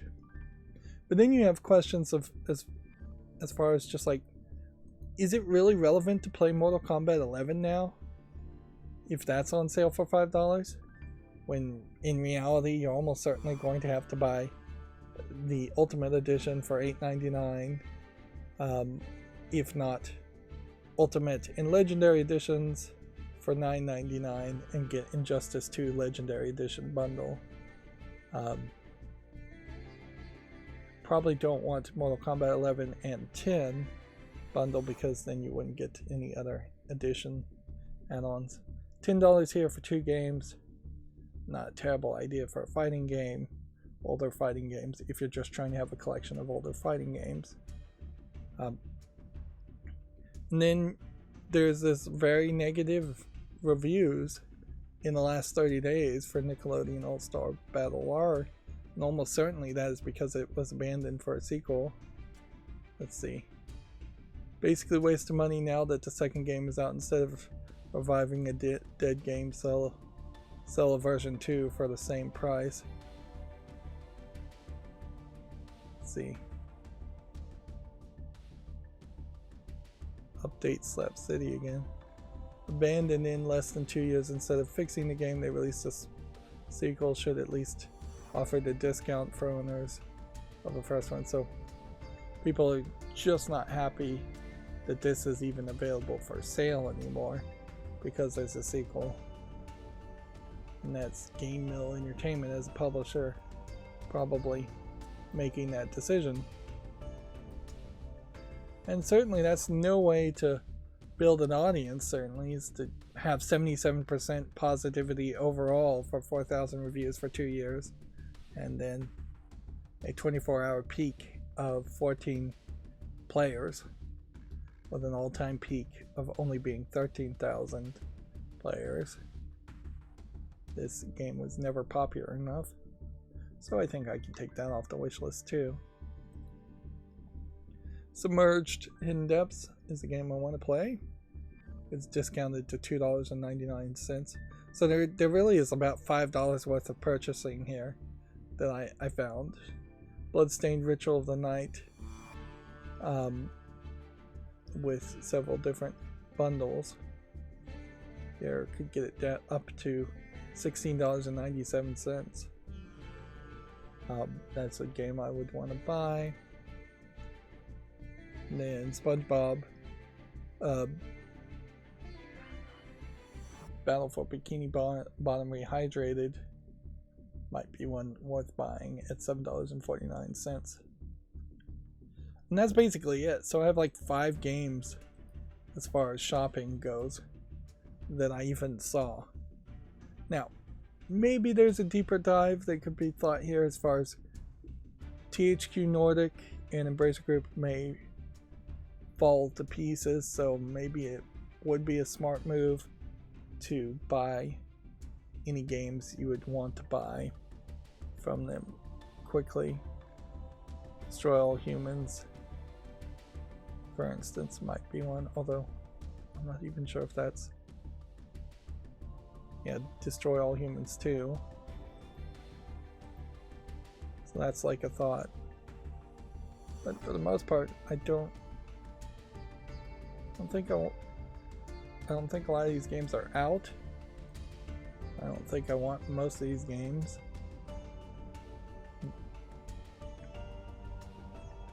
The old Alone in the Dark game from a long time ago might make some argument for that.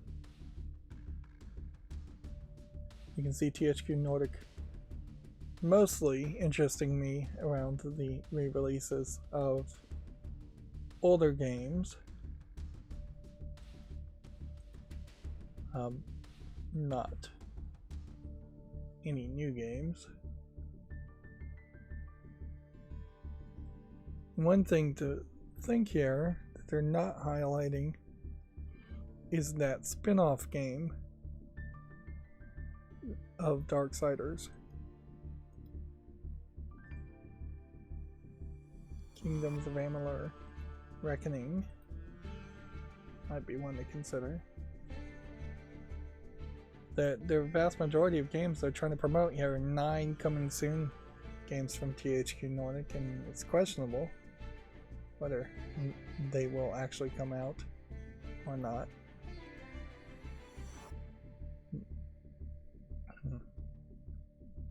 You know, you have a category specifically for Steam Deck, and they have specific bundles here. Which is an interesting idea, certainly, as far as just buying bundles specifically for THQ Nordic games.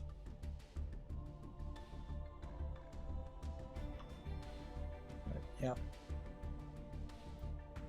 there is an argument, certainly, towards maybe getting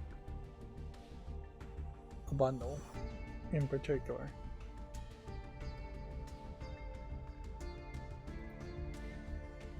Yeah, buying this bundle here is cheap because I'm just getting this one game from the 2008 Alone in the Dark. And then you can't buy the original Alone in the Dark 1, 2, and 3 in any other way. So that's a decent argument. For this Black Mirror remake game being mixed only makes sense if I continue to play the other Black Mirror games. Probably not a terrible idea to get 16 games for $120, but that's more expensive than I would think. I'm gonna weirdly put this on the wish list even though I just removed a bunch of things from the wish list. Let's see.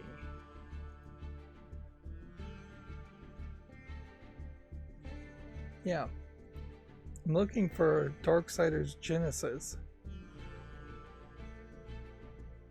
And not finding it.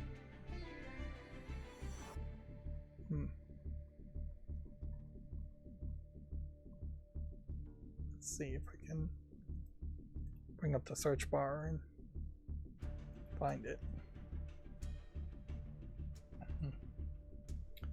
Let's see. Darksiders Genesis. Here we are.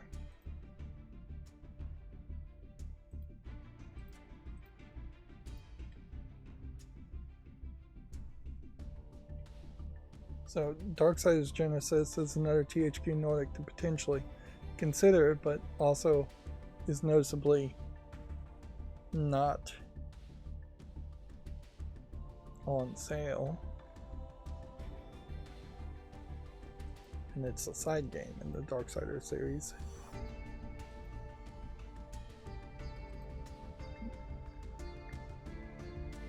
Kingdoms of Amalur Reckoning. Really, there's no reason why this shouldn't be on the wish list. And then Trine 5 is being received very well, so move that from the following list to the wish list. As far as this bundle for a starter bundle, things that run on the Steam Deck that you actually want to play is kind of low. Like buying the Raven remastered for $5 is still probably a little expensive. Getting this is the police if you really don't want to play it, which seems like that is mostly the case for me, or Wreckfest. Yeah, you're fairly compromised here as far as just what games do you actually really want to play.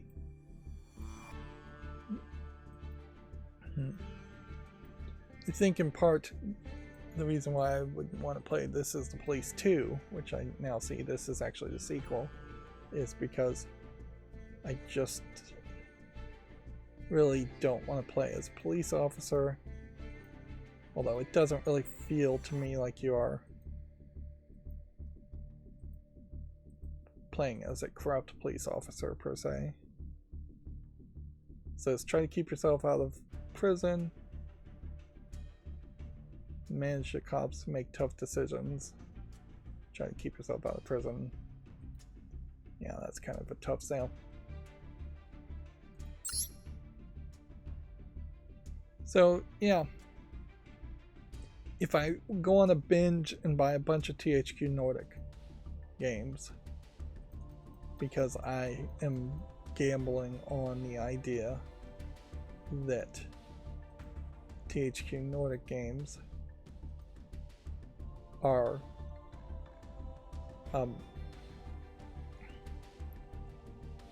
potentially not going to be on sale due to Embracer Group and THQ Nordic. The parent company of Embracer Group is the parent company of THQ Nordic, going on sale, and there being some disruption there. I could see spending another $100 that way. Here we have our Steam charts. Every time I hover over this and mouse wheel, it zooms in or zooms out. It still feels very much like a case that very few people are playing games, which totally makes sense. If I was playing games instead of programming my Smart On Air side, I probably wouldn't have made much progress in the past couple days playing video games either. And yeah, it doesn't really feel like too much has changed. And then my chart is still a mess, although it does feel like after the Thanksgiving holiday we are seeing a slight bump up trend in general of people playing games, which makes sense. You have your Thanksgiving and then you go back to taking personal time and playing video games for the most part. As far as the front page of Steam goes, I doubt there's anything really too different here. But yeah, definitely not a lot tempting me as far as buying games overall. It also just kind of feels like this is not the time to buy video games anyways. It just feels like there's going to be a better winter sale. So even in that short list of maybe $100 worth of games, I probably should consider how many of those things are even really discounted. Also, if I'm going to purchase THQ Nordic games or Embracer Group games on the idea that Embracer Group may go out of business, I need to at least question the opposite of that assumption, which is what happens if they don't go out of business and the games are actually cheaper later. Are you willing to take that risk? Or what happens if they do go out of business and a new company comes in and sells the games even cheaper? Are you willing to take that risk? Or what happens if you buy the games now and then THQ Nordic and Embracer Group get sold and then all of the games you bought are no longer playable? There is also that risk, which that's about 3 out of 4 possibilities of a negative outcome, with only one positive outcome, in which you buy the games while they're cheap and you get to still own them on Steam, which there's a decent chance. Those are not equally weighted possibilities, but it is something certainly to consider, that there are scenarios around there. Apparently there's yet another adult game making it to the front page called Arouse, if you have that on there. This orc massage adult game has been around for a while. But yeah, the autumn sale, you just have leaves in the background and the background just goes forever and ever and ever. And I don't think that there really is a way here where you'd even get to the point where you start to see the black background, which that's always weird that Steam still works that way, and that eventually you scroll down low enough that you're at an actual bottom part and it's just showing you copyright things and things like that, when really it should just be an infinitely scrolling website like this that would just go on forever and ever. And even in this, I don't think it goes on forever and ever. I think eventually the page will give up. In modern browsers, I think for the most part will unload things from memory, so it probably is the case that if you scrolled here for days and days and it actually lets you scroll down for days and days, you would just be creating a temporary file on a hard drive somewhere that would get larger and larger, and then I wouldn't be surprised if they're programmed to even delete the temporary file after a while, and then you would just scroll up. But yeah, after what felt like about 3 minutes of scrolling, you eventually hit a point where it says we're not going to give you personalized recommendations at all. Check out a random game instead, which random game probably is somewhat weighted there too. It seems kind of unlikely you would just randomly be shown this game, an overwhelmingly positive game, when there's so many bad games also available.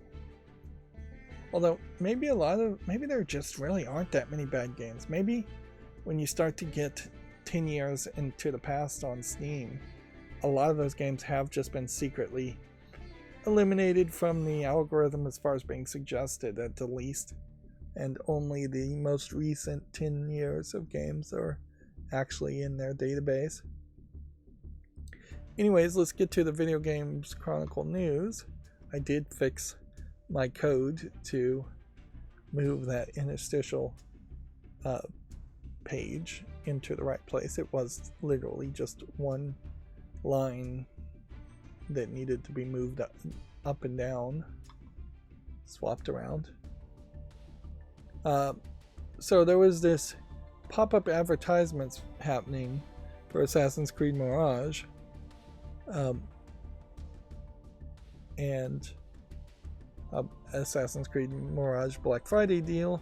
Now Ubisoft is saying that a technical error was behind pop-up adverts in Assassin's Creed. You don't make a technical error create an entire Black Friday sale content. That they are being fairly dishonest here. Maybe there was a technical error that made the ads pop up when they weren't supposed to. Maybe there was an error that made it pop up more than it should have. But there's no way to make a claim that some AI generated artist created this image and this background image and decided this price and set all the price listings and programmed in an advertisement to pop up.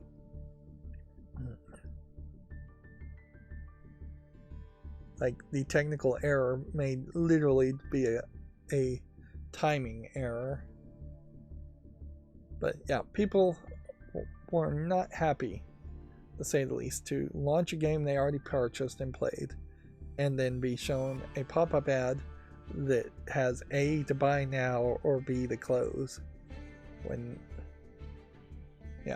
I definitely don't want to see this trend continue, although Ubisoft definitely seems like at the forefront of trying to make this trend continue and having advertisements in games that are increasingly getting more expensive and decreasing in quality a lot of times too. Call of Duty Modern Warfare 3 is on sale in the US for Black Friday deals. Update here says Amazon has joined Walmart in knocking $10 off the price of the new game, which, no surprise there, they would pretty much price match. PlayStation Plus subs and PlayStation Store gift cards are on sale for Black Friday. Deals can be combined to make even greater savings on the PlayStation Black Friday sale, so check that out.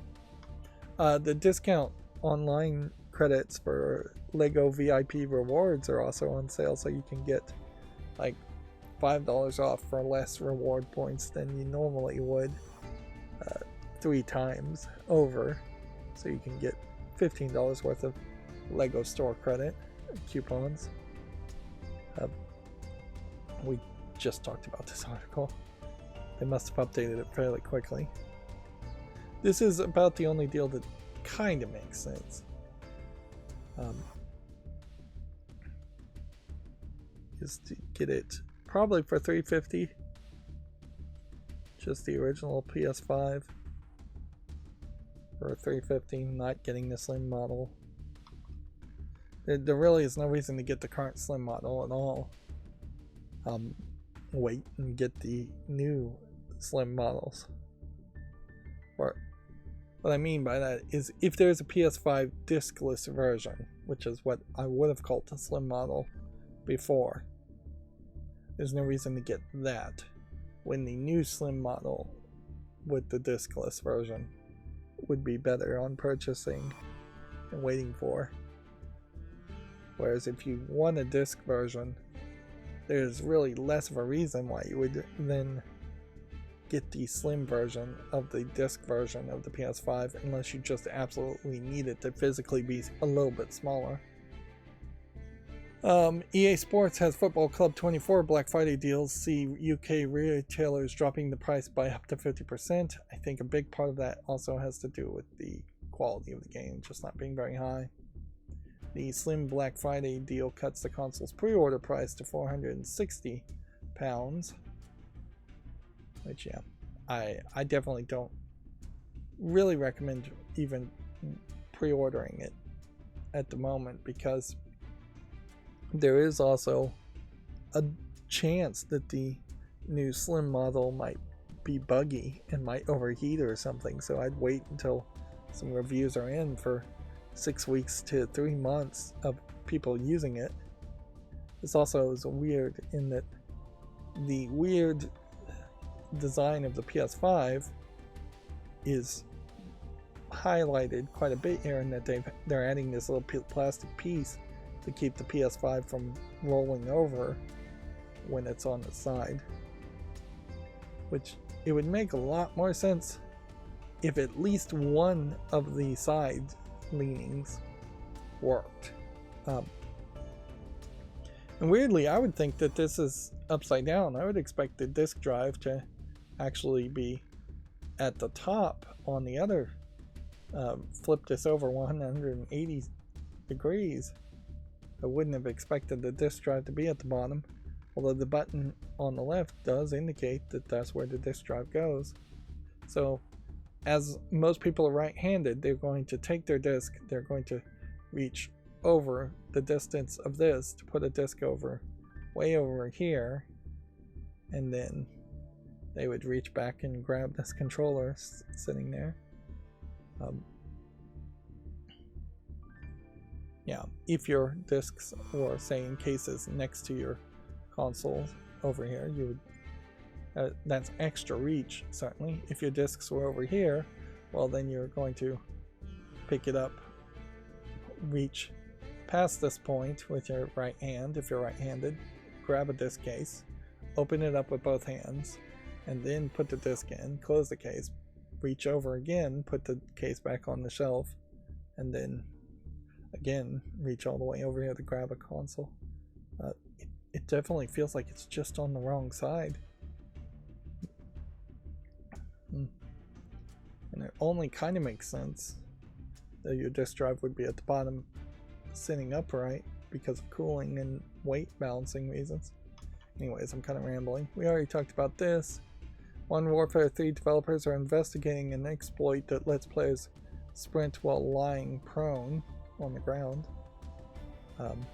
Okay. The next free Epic Games Store titles have been announced.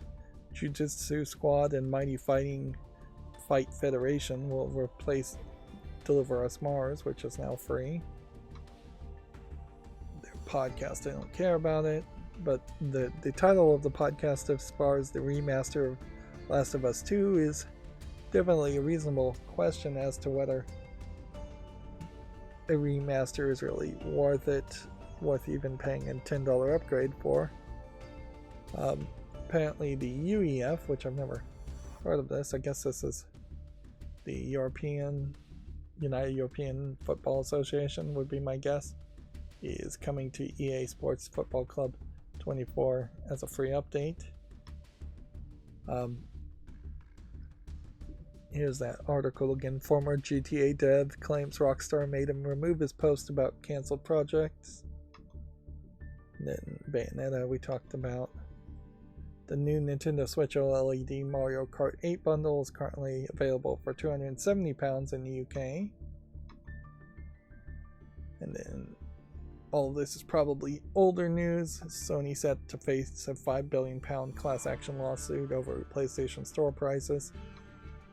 Activision claims Modern Warfare 3 is seeing a record level of engagement for the trilogy, which I don't think is probably that accurate. I did hear, and I don't know if this was actually from one of the developers or not, but it seems like somebody was trying to make the claim that part of the low reception of Modern Warfare 3 is because a lot of reviewers, mainstream video game journalists, were given access to the story mode several days before they were given access to play multiplayer, and multiplayer was just not out. So a lot of the reviews are low because everybody was playing the poor quality story mode, which, I mean, still, that's hardly an excuse because your story mode sucks. But they are arguing that because your reviewers were playing the low quality story mode, that's why it has low reviews, and that after that point they're trying to excuse low reviews once the game actually launched, due to your average gamer, not the video game journalist, just being jerks and being negative in general, which is, I mean, it seems like it's somebody is smoking some copium, to use that meme. That's probably too old a meme to be using these days. But yeah, that somebody is trying really hard to cope with the fact that Modern Warfare 3 is not selling well, when I think most people would just say nothing. And in general, your best reception probably now is to say, you know what, Modern Warfare 3 was bad because of all of the Activision Blizzard and Bobby Kotick nonsense. Now that we're part of Microsoft, we expect Modern Warfare games to be much better. It's probably a little too early to make that statement, but I wouldn't be surprised if somebody does start to imply that and make that statement after we're outside the launch window of Modern Warfare 3. Start to promise more and get people to hope for more.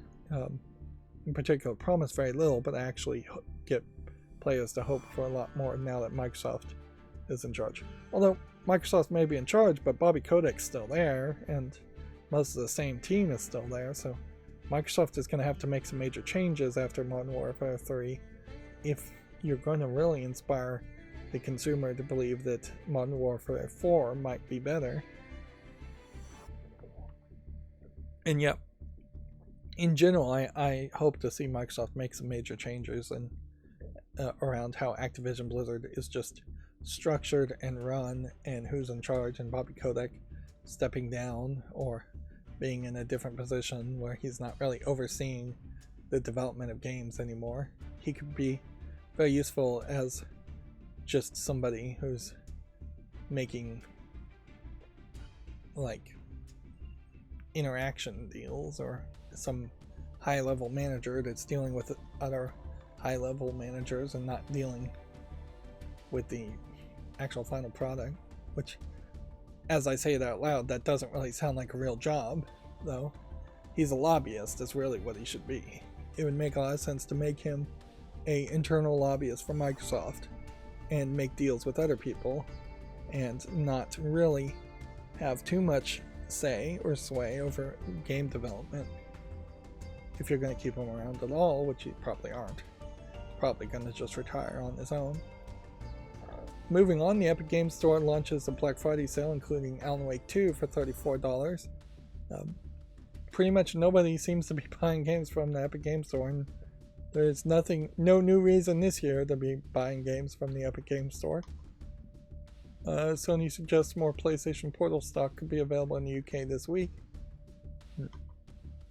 Suppose I should mention that the Legend of Bumbo started airing on my channel, so I probably should double check and make sure I have enough footage scheduled. I think I actually have plenty of games scheduled, but my next concern is probably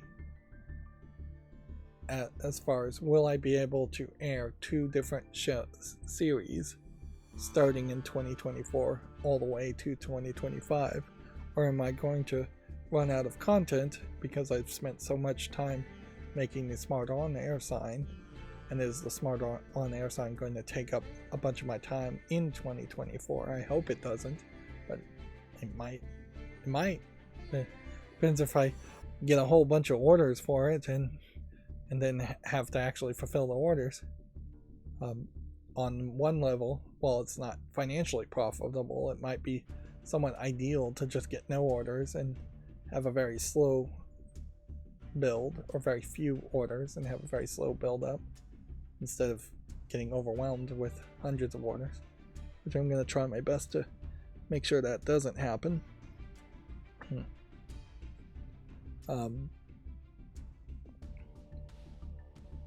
But yeah, the scheduling of videos is yet another thing I'm dropping the ball on way too many things.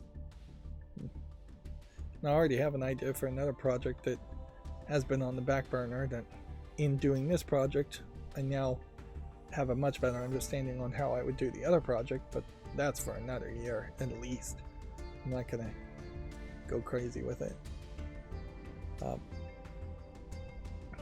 Anyways, talking about video games, the Fortnite Big Bang event was announced. We kind of already talked about it. We already talked about this. These are all old stories. Yeah, this one, I didn't see anybody else talk about this, where the Switch 2's DLS upscaling might not be as powerful as hoped, because this is pretty much just a rumor mill article. They haven't even announced that a game console called the Switch 2 is actually in development or exists, or that Nintendo even has another game console 2 in development at all. Starfield getting updated, we talked about this, the Nintendo Black Friday game sale. Alright, so that's going to bring us to the Gematsu articles. Pacific Drive Physical Edition has been announced. This is for PS5 exclusive. Winning Post 10 2024 has been announced for the PS4 and 5 and Switch and PC. It's always questionable whether these horse racing games, horse gambling games, would come out of Japan and go to the West. The Winning Post series really should come to the West, but yeah, it probably wouldn't sell that much. It'd be hard to translate a lot of stuff, but it really wouldn't sell that well. It's weird that there isn't a Western Kentucky Derby licensed video game that comes out on annual times. And I guess maybe that's a case where most of the horse racing events, which are not super popular, but they do have a niche following, they mostly, I think, are followed by people that don't play video games, so I don't think there's probably a huge amount of crossover there. But it certainly might add some prestige if you had a horse racing Western game series. It would almost make sense for a company like CD Projekt Red to make a horse racing game as a side project, just so they can constantly improve their horse technology in The Witcher 3, which has always been a problem. Just make a completely separate game that addresses those issues. You could see Nintendo having their own horse racing game just because of horse riding in Zelda, and any other fantasy game that has horse riding, which there aren't that many that are consistent. Anyways, Gamatsu says House Flipper 2 Physical Edition has been announced. The Famitsu sales for the 13th through the 19th have been updated. We're seeing Nintendo Switch taking the top 5 with 3-4 new games. And then the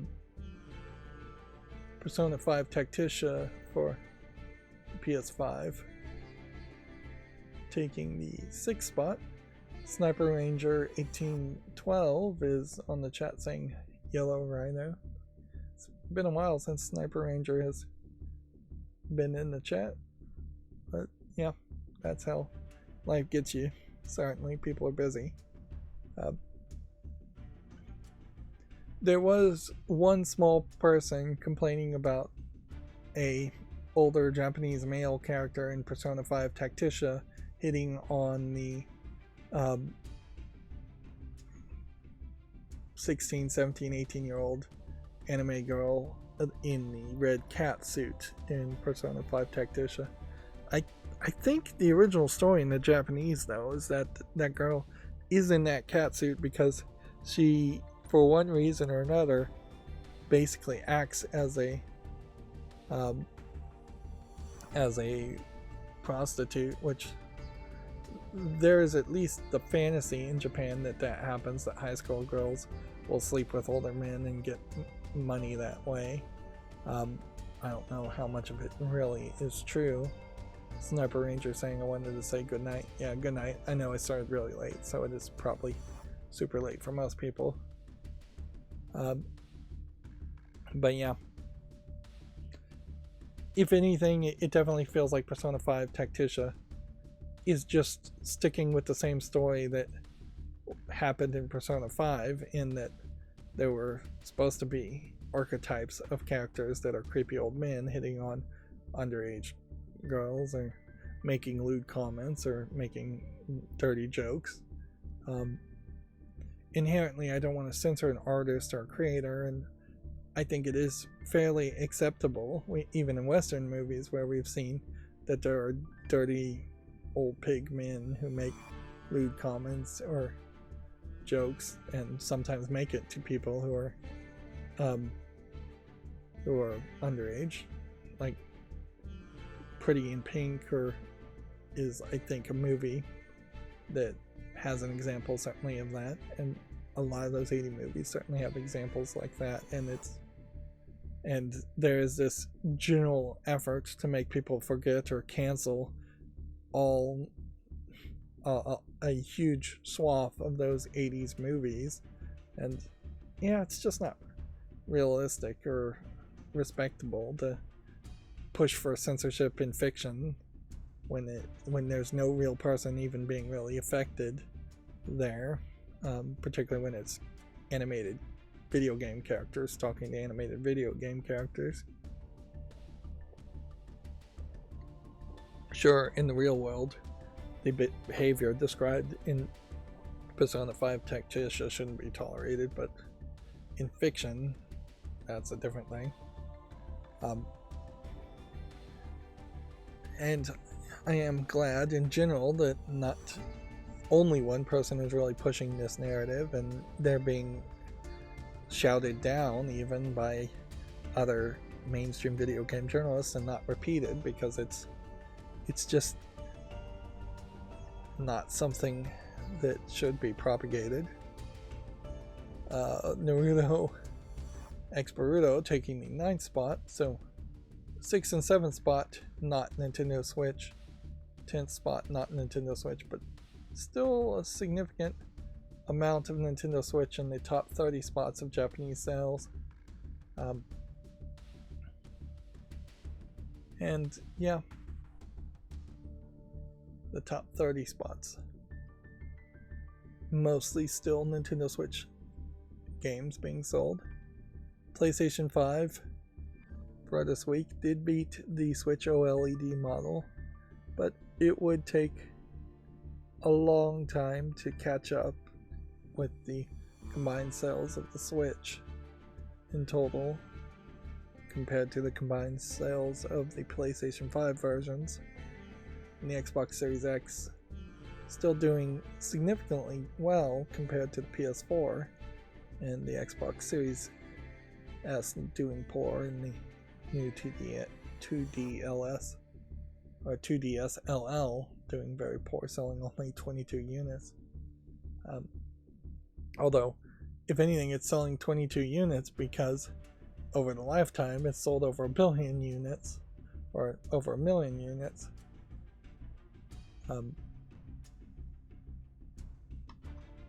See, moving on, a PlayStation Japan X King GNU, that's how I'd pronounce it, collaboration commercial.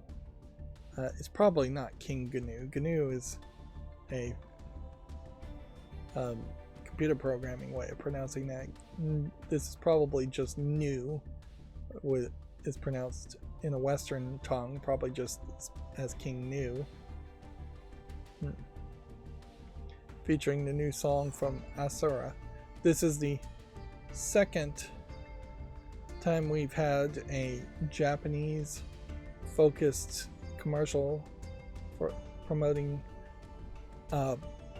video games featuring a singer. So it's probably a case that the Sony of Japan and the Sony Music division of Japan is taking artists under its own division and putting them in commercials for a Sony Interactive Entertainment PlayStation division.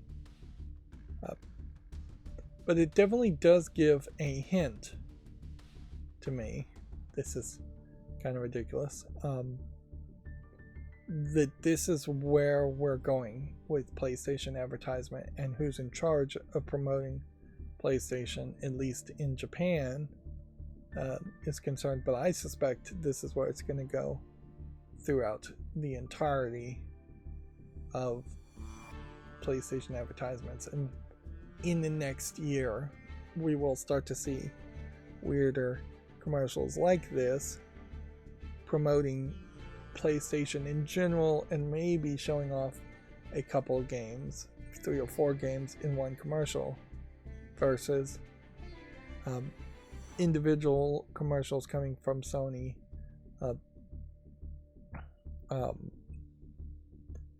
and each of those individual games coming from Sony getting their own separate commercials.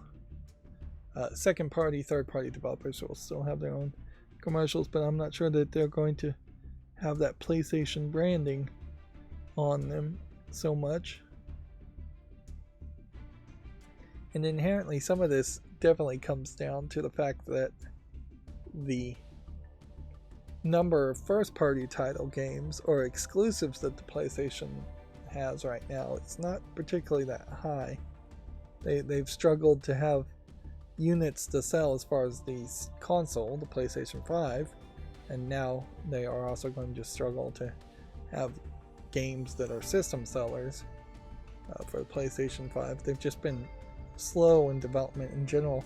And some of that may very well be the case that they wasted too much time making the PlayStation Portal instead.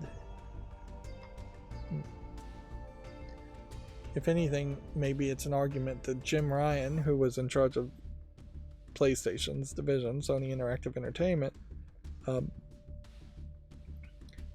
may have been just slacking off and dropping the ball and spending way too much time trying to fight the Microsoft Activision Blizzard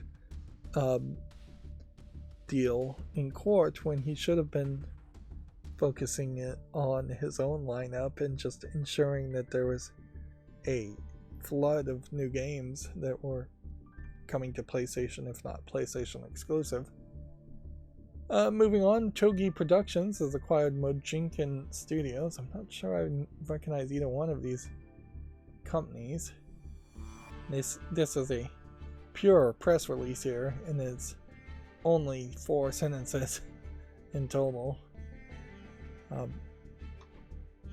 South Park Snow Day has a gameplay trailer and screenshots if you want to check that out on Komatsu. Tsukuhime, A Piece of Blue Glass Moon, launches in the summer of 2024 in the West. And I feel like a lot of this articles starting at this point may be old. Yeah, I think we pretty much have talked about this new character trailer, and then this trailer, Shadow Gambit DC DLC, The Cursed Crew. This is also the final release for Me Games.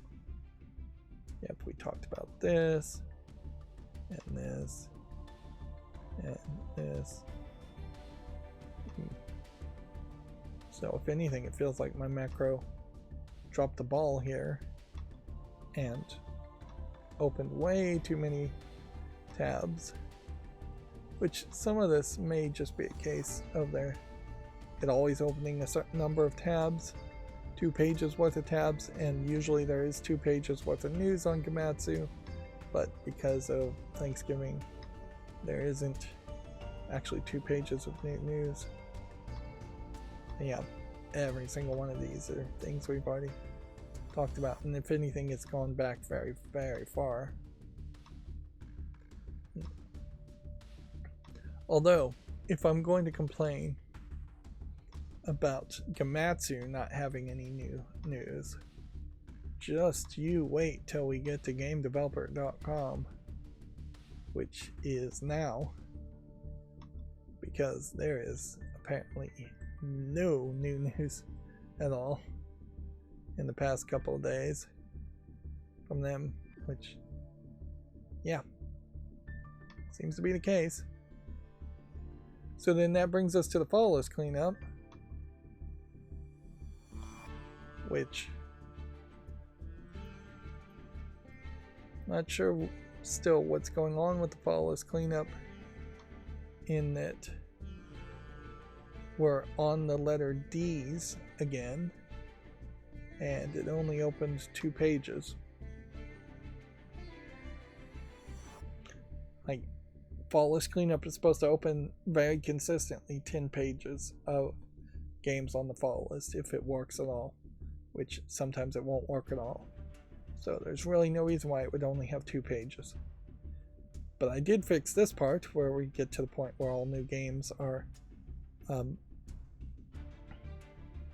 on Steam. Some of these descriptions would be better. There's just a huge wall of text here. Games with generic or mismatched visuals or asset flips, I use that phrase still. Games with generic 8-bit, 16-bit RPG visuals or RPG Maker style, quote unquote. I don't ever really use this style. Games with dark screenshots have dark screenshot syndrome. I use that occasionally. Games with 2D bright color palettes are anime style. Again, I'm just saying style, not inherently anime. Kawaii Anime style characters are short and anatomically inaccurate. Slightly short, I would say. Moe anime style characters are shorter and more anatomically inaccurate. Chibi anime style characters are even shorter and even more anatomically inaccurate. So there's it's probably a ChatGPT way of rephrasing all this, and maybe I should have ChatGPT rewrite it for me and see what it does. Although I'm kind of losing some faith. It actually works well to rewrite for humans. It works terribly making regular expressions. It works somewhat decently for code if you ask a general explanation on what the code should look like. It works terribly if you give it actual code you've written. So yeah, it's a mixed bag. Games with 3D CGI natural color palettes are realistic style. Yeah, I don't ever really say realistic style, I say more realistic. Hentai games are heavy sexual nature, typically in an anime style. I don't think I really need the typically there. I think anything called hentai is in an anime style. Then warning, may contain adult content.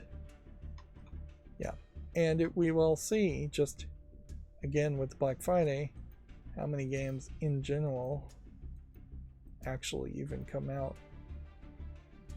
Battle your friends in an office chair to the death. I almost gave this a chance, but then that's just because I wasn't understanding what I was even looking at.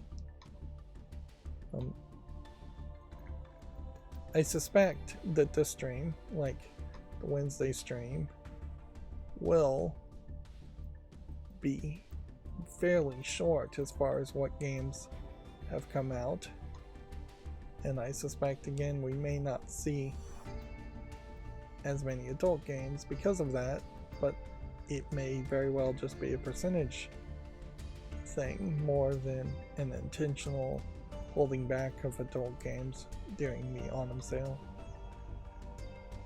Like, here we have a game. Does it have in-app purchasing? No. Is it worth $20 to play an ugly slot machine? No, unfortunately not. If you could sell one for like $5 that had 3 or 4 slot machines that looked good, then maybe. Here's a dark screenshot style adult game as an example.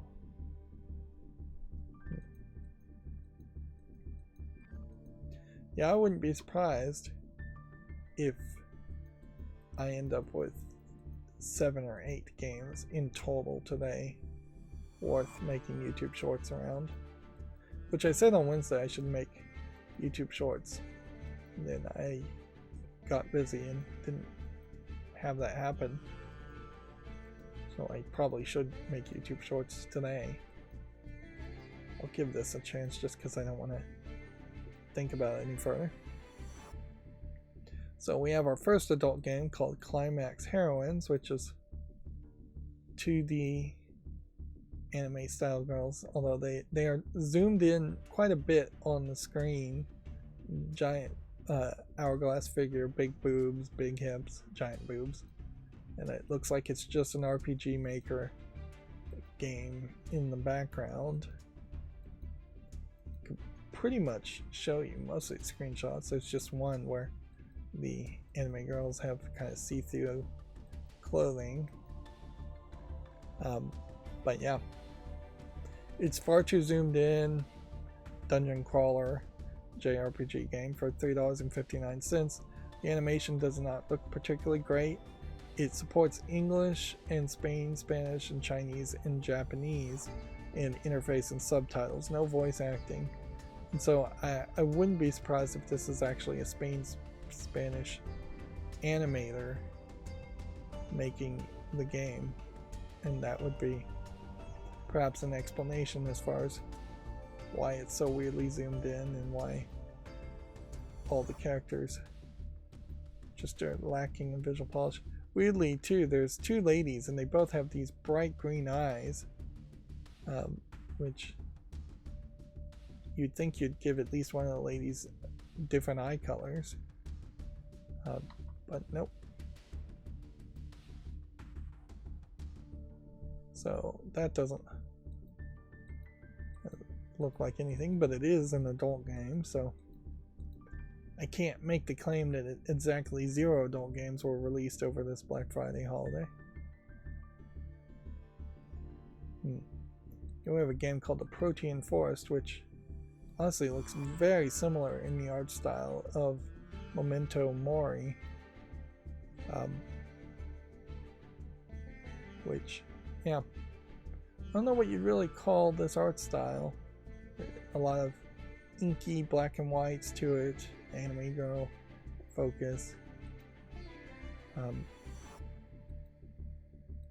but yeah, this is definitely a different game and not Memento Mori,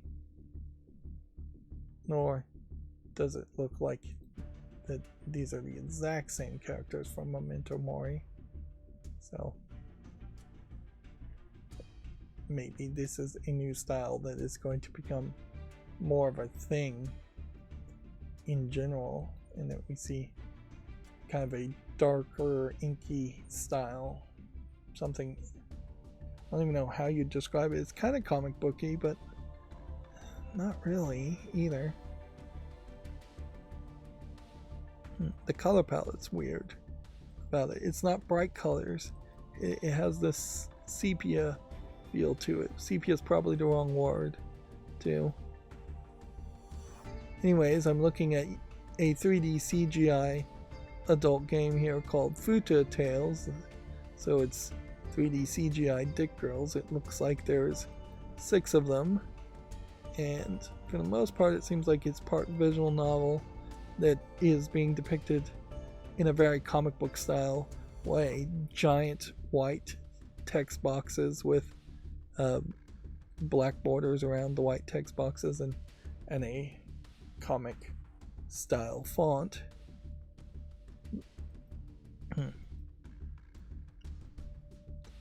Yep, that was another thing I had to do in Notepad++ while I was working on the regular expression, is I changed the font into a monospaced font. That way every single character takes up the same amount of space. A period takes the same amount of width as a letter Z or letter A. They're all the exact same. That way you can do columns and line things up vertically and know how many spaces you're in. Windows and other operating systems have several monospaced style fonts, and usually they have mono in the name, mono. As for this adult game, Futa Tales, it's selling for $10.49. It says it has English and full audio. And yeah, I mean, if that's your thing, maybe there's something here. There's one character that looks very much dressed up like Lara Croft, so you're going into a very specific fantasy there. A lot of it seems to be in different locations, random asset flip locations, random asset flip stories. I would say it probably is a little bit lackluster, but it's only asking $10.49.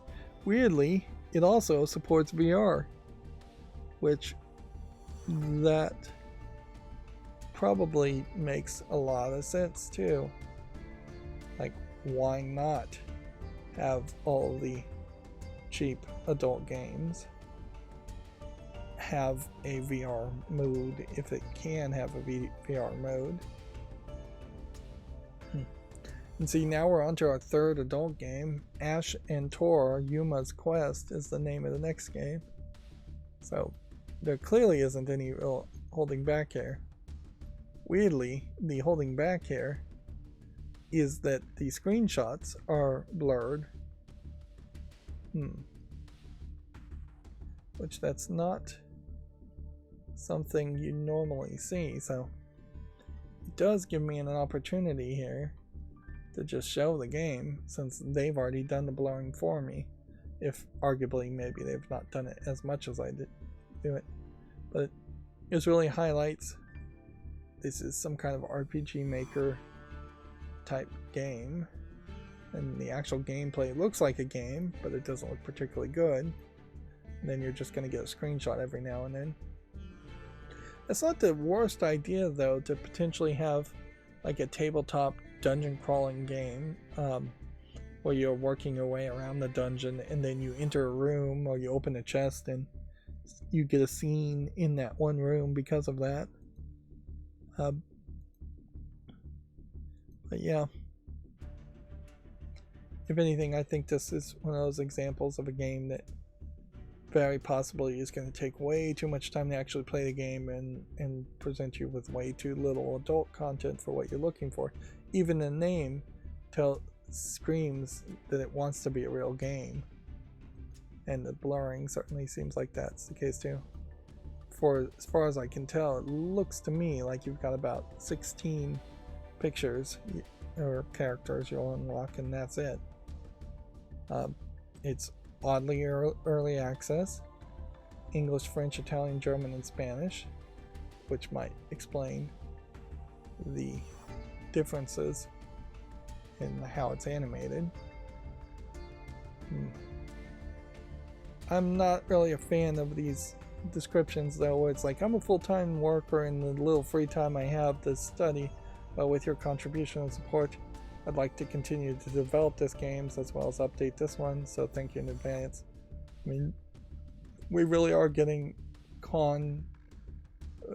this could be taken certainly and should probably be taken as true, but it also very possibly is just a sales pitch, confidence game that's being played here to make you more willing to spend money for a game that's not finished.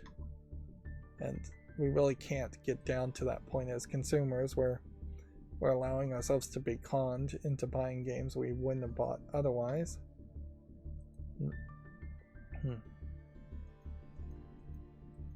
Yeah. Moving on through the platitude of garbage games. Still don't really have the plugins quite the way I want them to be. When I close a page, it should be moving to the left. The extension should be, but instead it's moving to the right, which would only make sense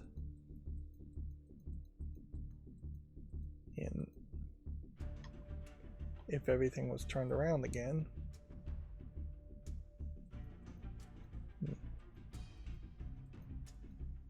This game On Call, it's a visual novel. I just don't think that there's enough animations. This may very well be the only one good animation in the game.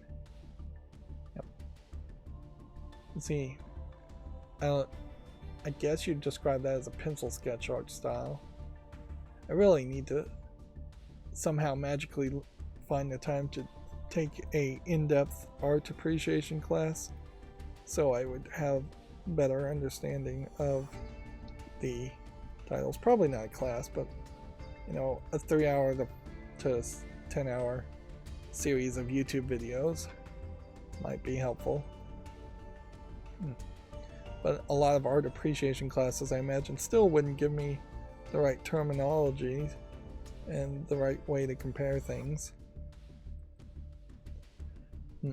It might be easier to, and I doubt anybody's made a plugin like this, but if there was a way that you could scan an image and get a general description of what that image is, and somebody turn that into a plugin using AI, just like the AI generated art stuff,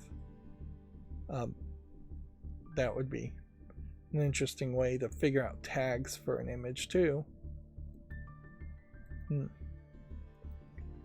We have yet another adult game here, although weirdly this one is another one that's not actually in the adult section, even though it definitely should be. This one is called Bumper Ball Bash, and it's an Arkanoid clone with 2D colorful anime girls in their underwear being shown. It's selling for $1.39 and claims to support 14 languages in the interface alone. Weirdly, Japanese is below Russian and in the 7th position, so I wouldn't be surprised if it is actually a French game first. But the animation definitely seems like it's also fairly inconsistent, because there's a fairly realistic image of a lady, and then the next lady is more of an anime version, and then the next lady is a cat girl with cat ears, and then the next lady is a different cat girl with cat ears but a different color of hair, and then the next lady is much more realistic. I would almost say maybe even Chinese instead of Japanese lady. So yeah, I'm seeing like 5 screenshots with 5 different art styles, which that seems inconsistent. And then the next game we have is called Super Elastic, and it seems to have pretty much the exact same inconsistency, and it definitely makes me feel like the people that are making these games and not labeling them and not putting them in the adult section are potentially just downloading these images because there's inconsistency here. Super Elastic is like a Bubble Bobble clone game. The developer and publisher allegedly for this game is called a Super Elastic Game, where the developer and publisher of the previous game was also the same name as the game. So this feels like it is almost certainly the same entity putting games on Steam under different developer names, different publisher names. Perhaps Valve should geo-lock and IP lock the developer name and the publisher name of games to one IP, or some other way, fingerprint things. But yeah, it definitely feels like there's a way that these kinds of games should be red flagged for at least having inaccurate developer and publisher names, let alone for just trying to skirt the adults only section of Steam and in general just sell low quality games, which they definitely are low quality games. And then at a certain level, Valve has not taken any steps, and they don't want to because of their libertarian ideas, to actually curate any level of quality of games on Steam. But at the very least, shady behavior should be disallowed.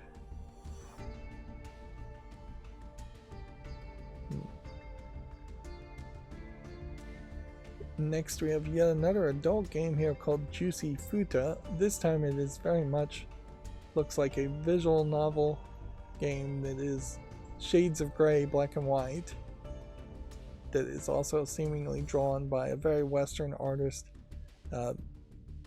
Definitely feels like it's one of those animators that would have made a Cartoon Network cartoon, or a Nickelodeon cartoon, one of the ones where the animation is just absolutely terrible. I think I can kind of show it off here. It's just like, I don't even know what you really call this style. It's pixely because it's low res. It's just kind of inconsistent in general. Here you have a more detailed zoom in on it that's a little bit better, but I don't really see why it's in these shades of gray. Of all the screenshots, none of them are really that adult oriented, and so the futa elements again feels like it. Anytime I see a game that has futa in the name, it feels like that's been added because they're not taking the game seriously. Either that, or there is just some kind of sales numbers out there that specifically say Futa games sell way better than I think they actually do. The one main girl they're showing off definitely isn't a Futa from the looks of it. In her underwear. The game says it has full English audio, but I question if that's actually true. Yep. There is a unfair comparison, certainly, that seems to happen, where if Futa's in the name, the game tends to be low quality. And yeah, that's the problem. And we've moved over to yet another adult game, so yeah, we're getting flooded with them. So if there was a small pause on Wednesday of adult games coming through, it really was for just like one day. So this next game is called Hypnosis Prison, which seems like it's a 2D anime lady who looks to be a femdom lady, female dominatrix, kind of torturing and playing with this guy, stepping on him with her feet and stockings. It supports English and Chinese for $5.39. It probably isn't a very long game, and I assume it is a visual novel because all I'm seeing is screenshots. I'm not seeing any text or any game interface. But you know, it definitely feels consistent in its anime 2D art style with the one character, and it probably is a lot higher quality than some of the other games we've seen in the adult section today. Daily Thread, some kind of sewing game. That's interesting enough to get a YouTube short and a follow at least. And next we have one of these Chinese fake porn games in the adult section that I severely question if they have any nudity in them at all, where you have these 3D CGI ladies and they're often in prison and they're often somewhat lightly dressed, but not really that lightly dressed. This one's called Tickle Girl. Very low quality backgrounds, pretty much nothing going on here. $1.79 selling for a lot of language support. Chinese being the second language listed, Japanese being way down the list, although weirdly traditional Chinese being even lower down the list, and Korean down the list. I also wouldn't be surprised if these are actually Korean games. I know in China you're not really allowed to make porn, so that has caused this whole glut of lewd but not nude games, and I wouldn't be surprised if in Korea there's severe limitations or complete banning of porn making too. And very consistently, anytime there is limitations there, people just end up developing less natural, weirder fetishes and ways to get around the porn. Censorship doesn't remove something from society, it drives it in weird and awkward different ways. Pygmalion looks like it's half visual novel and half puzzle game, which, yeah, there might be something to that. I know Pygmalion is like a book, but I think it's a book about people not being able to communicate with each other, but I'm not sure for certain. Then we have Witch Cram Sorceries, which might be something, but probably isn't. I like the colorful witch hat characters, but then definitely feels like there's a lot of screen elements here. Yep, it's a Japanese and Chinese only game, so I'll take that off the list just because it doesn't support English. Which, you know, I really haven't been checking that very well. Almost certainly I could go through the entire fall list and find at least 4 or 5 games that actually don't support English. But I don't think that there's 20 or 30 games that don't support English.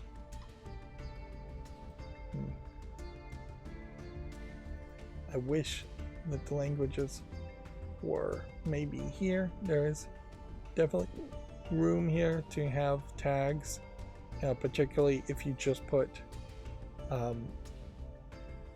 like US, UK, or China, something like that, or even had little flags for the different languages and nationalities. Although flags don't directly connect to languages, it would be better to say English. So just like Ian, and then well, I don't know how you would really write that. You'd probably have to just go full English, full German, and then scroll between that and that. There is a lot of empty space in general on Steam pages, so if they really started to think about flooding it with content, there's room for it. Although, arguably, maybe there's way too much space happening here too, because nothing really is jumping to my eyes either. So nothing really points me to read this or look at the thumbnails or look at the user reviews and all of that. And these pages look dynamically different based on the width of your monitor and the resolution of your monitor. Wow, we are once again in an adult game. Although I might be able to show this one completely. Yep. Looks like I can. This one's called Golden Axe Escape Room. Now notably, this lady looks like the exact same anime girl from the Femdom game I just saw. Which maybe they are same character in the spin-off game. The idea of an adult game where you have to escape the room is an interesting idea. There have been a couple games like that before, and the idea of voyeurism while the character you're playing as is trying to escape the room is not a terrible thought either. Weirdly, this is free to play, supports English and Chinese again.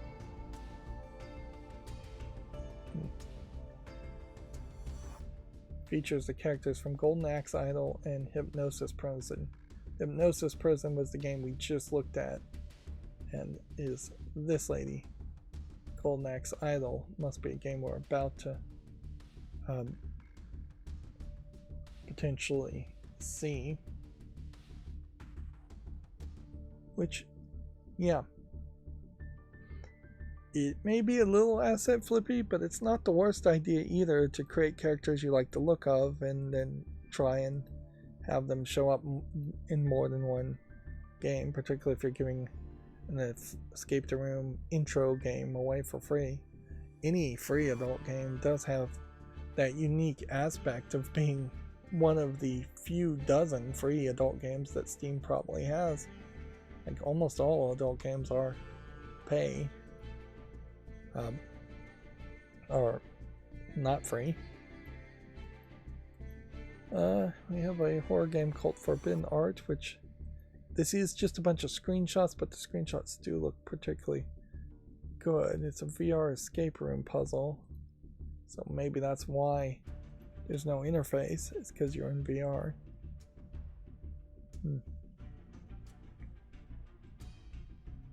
Yeah, no, I definitely am leaning towards the idea that any kind of VR game in particular has to have really good, really realistic graphics for it to work. I'll give Avium a chance here, although I probably shouldn't. Harmony looks like some kind of puzzle game. I'll give a chance to that. Devilish Blind Date. doesn't look good enough. Mutt City Blues is probably going to be a no. You know what? I'll give it a chance. It is late, so I wouldn't be surprised if I'm perhaps being a little too generous. I'm going to say no to Spooky Town.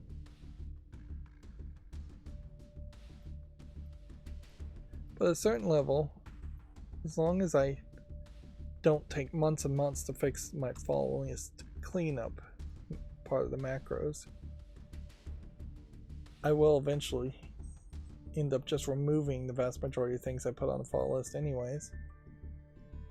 Pretty Girls Escape Plus is yet another game from Zoo Corporation, the Pretty Girls series, where the Pretty Girls series and Zoo Corporation in particular have weirdly towed the line in a very poor way, in my opinion, in that you have these girls and they get down to swimsuits and bikinis at most, but they really don't show a level of nudity you really would want in the games that imply that you would have that type of content. Their actual gameplay is not terrible, and the ladies they have are decently well enough animated, although in all fairness these characters are also reused in pretty much every single Zoo game, so if you like these characters, that'd be great. None of these characters really stand out as being amazingly memorable characters either. So it is very much a game series, and Zoo Corporation as a publisher is a series that is in the mushy middle now. Now when they first started selling games, Steam probably wouldn't have allowed full nudity, so it kind of makes sense to have this kind of censored experience where you would just see somebody in a bathing suit or a swimsuit or a bikini. But nowadays, it really makes no sense at all. If we scroll down here on their publisher page, let's see if we can get a general idea of what the receptions are for some of these games. Very few of them are even being purchased and played and reviewed to any level. 5 reviews, 7 reviews. Yeah, they just don't deliver goods. Pretty Girls Rivers has 20 reviews and is mostly positive. That's like a Mahjong solitaire game. Beat Souls is mixed reviewed. Cake Invaders. It might be doing better. Poker Pretty Girls is mixed reviewed. Pretty Girls Klondike Solitaire mixed reviewed. Pretty Girls Mahjong Solitaire well reviewed, so the Mahjong Solitaire is selling well, although they've sold both a blue and a green version of that, double dipping. Yeah. Seems like they either get no reviews or they mostly average out to mixed reviewed games. Where this older game, Pretty Girls Mahjong Solitaire Delicious, was very well received with 1,349 reviews back in October of 2016, selling for 49 cents. A lot of these games are super cheap. Like, I covered one of these games and was fairly disappointed if I didn't cover 3 or 4 of them.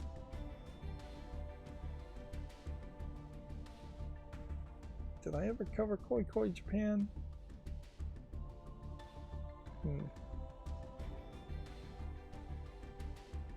Yeah, but yeah, the vast majority of these games not well received.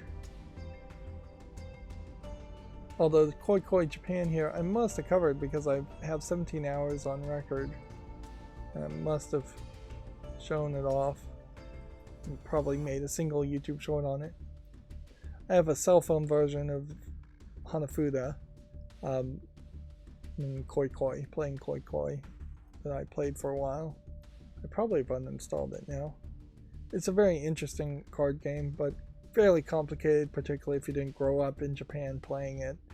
And the Hanafuda cards really have no connection whatsoever to your standard Western card deck of 52 cards.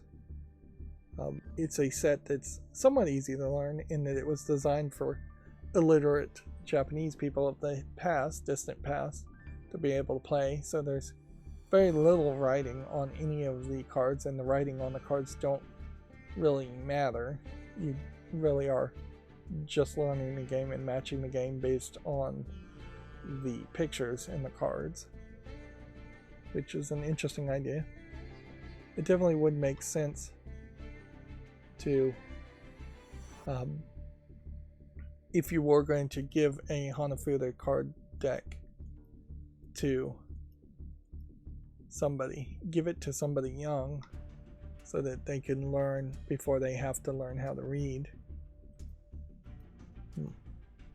I heard about a thing, and I never had heard about this, as far as if you think a baby is choking, you tell them to say baby, because that is probably the first word they know how to say anyways. So instead of adding choking, although arguably you probably would be better to have them learn just baby sign language for the choking.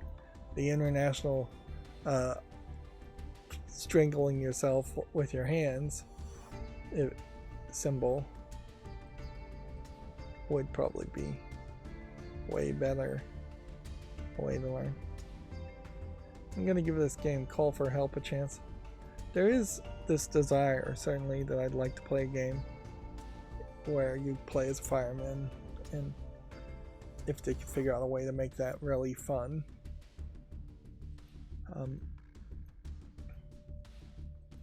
Unlike a police simulator game, like firemen are almost universally welcome and almost universally doing something people appreciate and something fairly non-violent. So making a firefighter protagonist in any game versus making a police protagonist in a game is way easier. Which does certainly beg the question as to why are there no games where people are firefighters, even in a different life. Ground parkour. This almost seems like this is a better polish on these always going upwards games, but it's still just a no-go for me.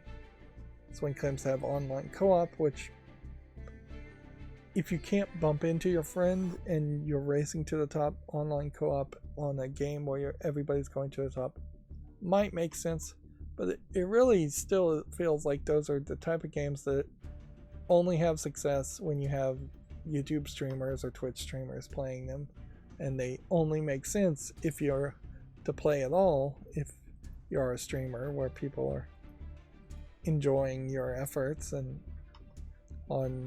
your successes and failures on something that's fairly simplistic. And we still have the vast majority of these games really just not being anything, not having to work extra hard to figure out what might deserve a YouTube short and what wouldn't. If anything, this is continuing the trend I saw on Wednesday, which is that the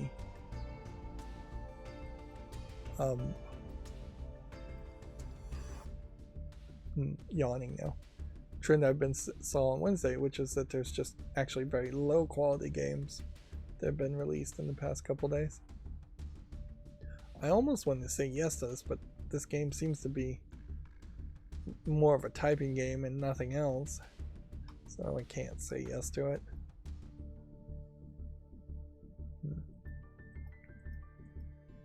This is not visually polished enough to give it a chance. Unvisited Grandma looks like some weird, creepy game. It's also low effort.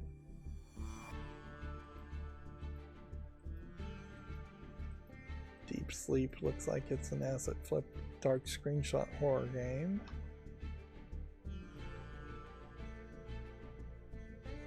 Doomer Farm looks like it's a joke game. Domino the Little One looks like it might actually be something. How much closer? Yeah, we are fairly close to the end here, so good.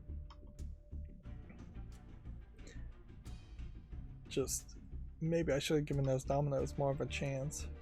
I really closed that tab very fast. And Center Earth. And that doesn't look quite good enough.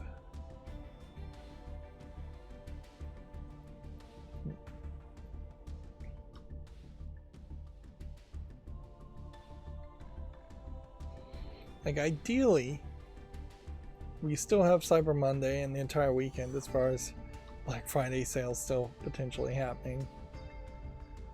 Ideally, I wouldn't. I'd really love to see some kind of Amazon.com lightning deal that could give me Steam credits to buy a Steam OLED deck. But yeah. Unless I can find discounted Steam gift cards on sale, which maybe there's a trick to pull here. I don't think there really is, but that might work. Fishing Online. I wish this could actually work as a game, so I'm going to give it a chance.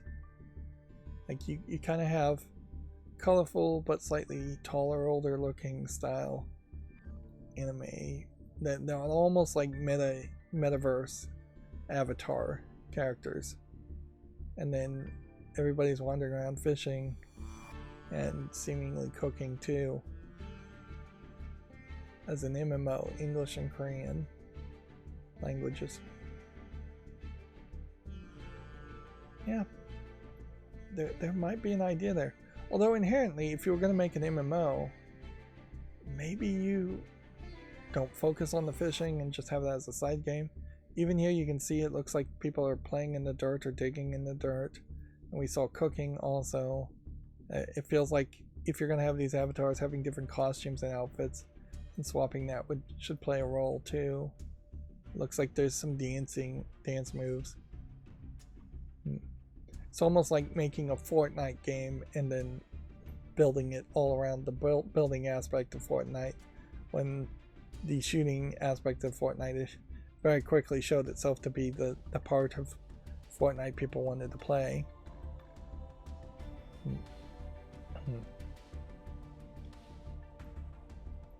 Pixel Gun Master. I'll give this a chance too.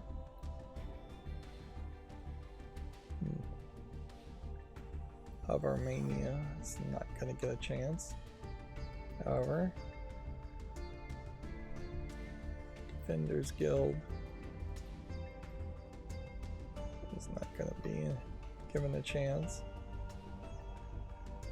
And then I think the last game we have here is Crisis Survivors. Because the next thing here says end of show. So weirdly, I keep opening this tab. Suicide Squad Kill the Justice League closed alpha has been announced. I don't know why that tab would be there unless that is the most recent Video Games Chronicle article that it remembers we've seen. I guess compared to Wednesday, there might be a few more games today.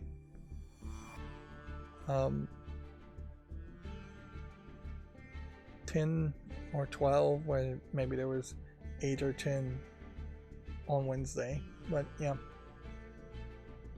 not really a lot of games. Slightly higher percentages, it feels like, of bad games.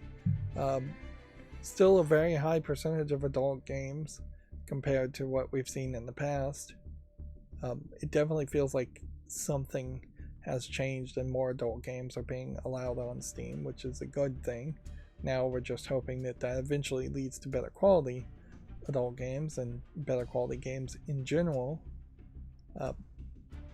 But yeah, it definitely feels like probably over the weekend we will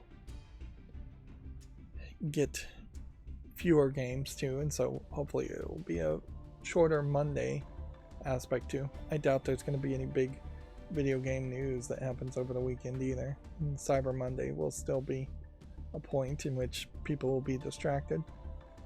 Anyways, that's going to be it for the stream. As always, I ask you to like, share, subscribe, comment, and watch every second of my videos. Thank you for watching. Have a good evening.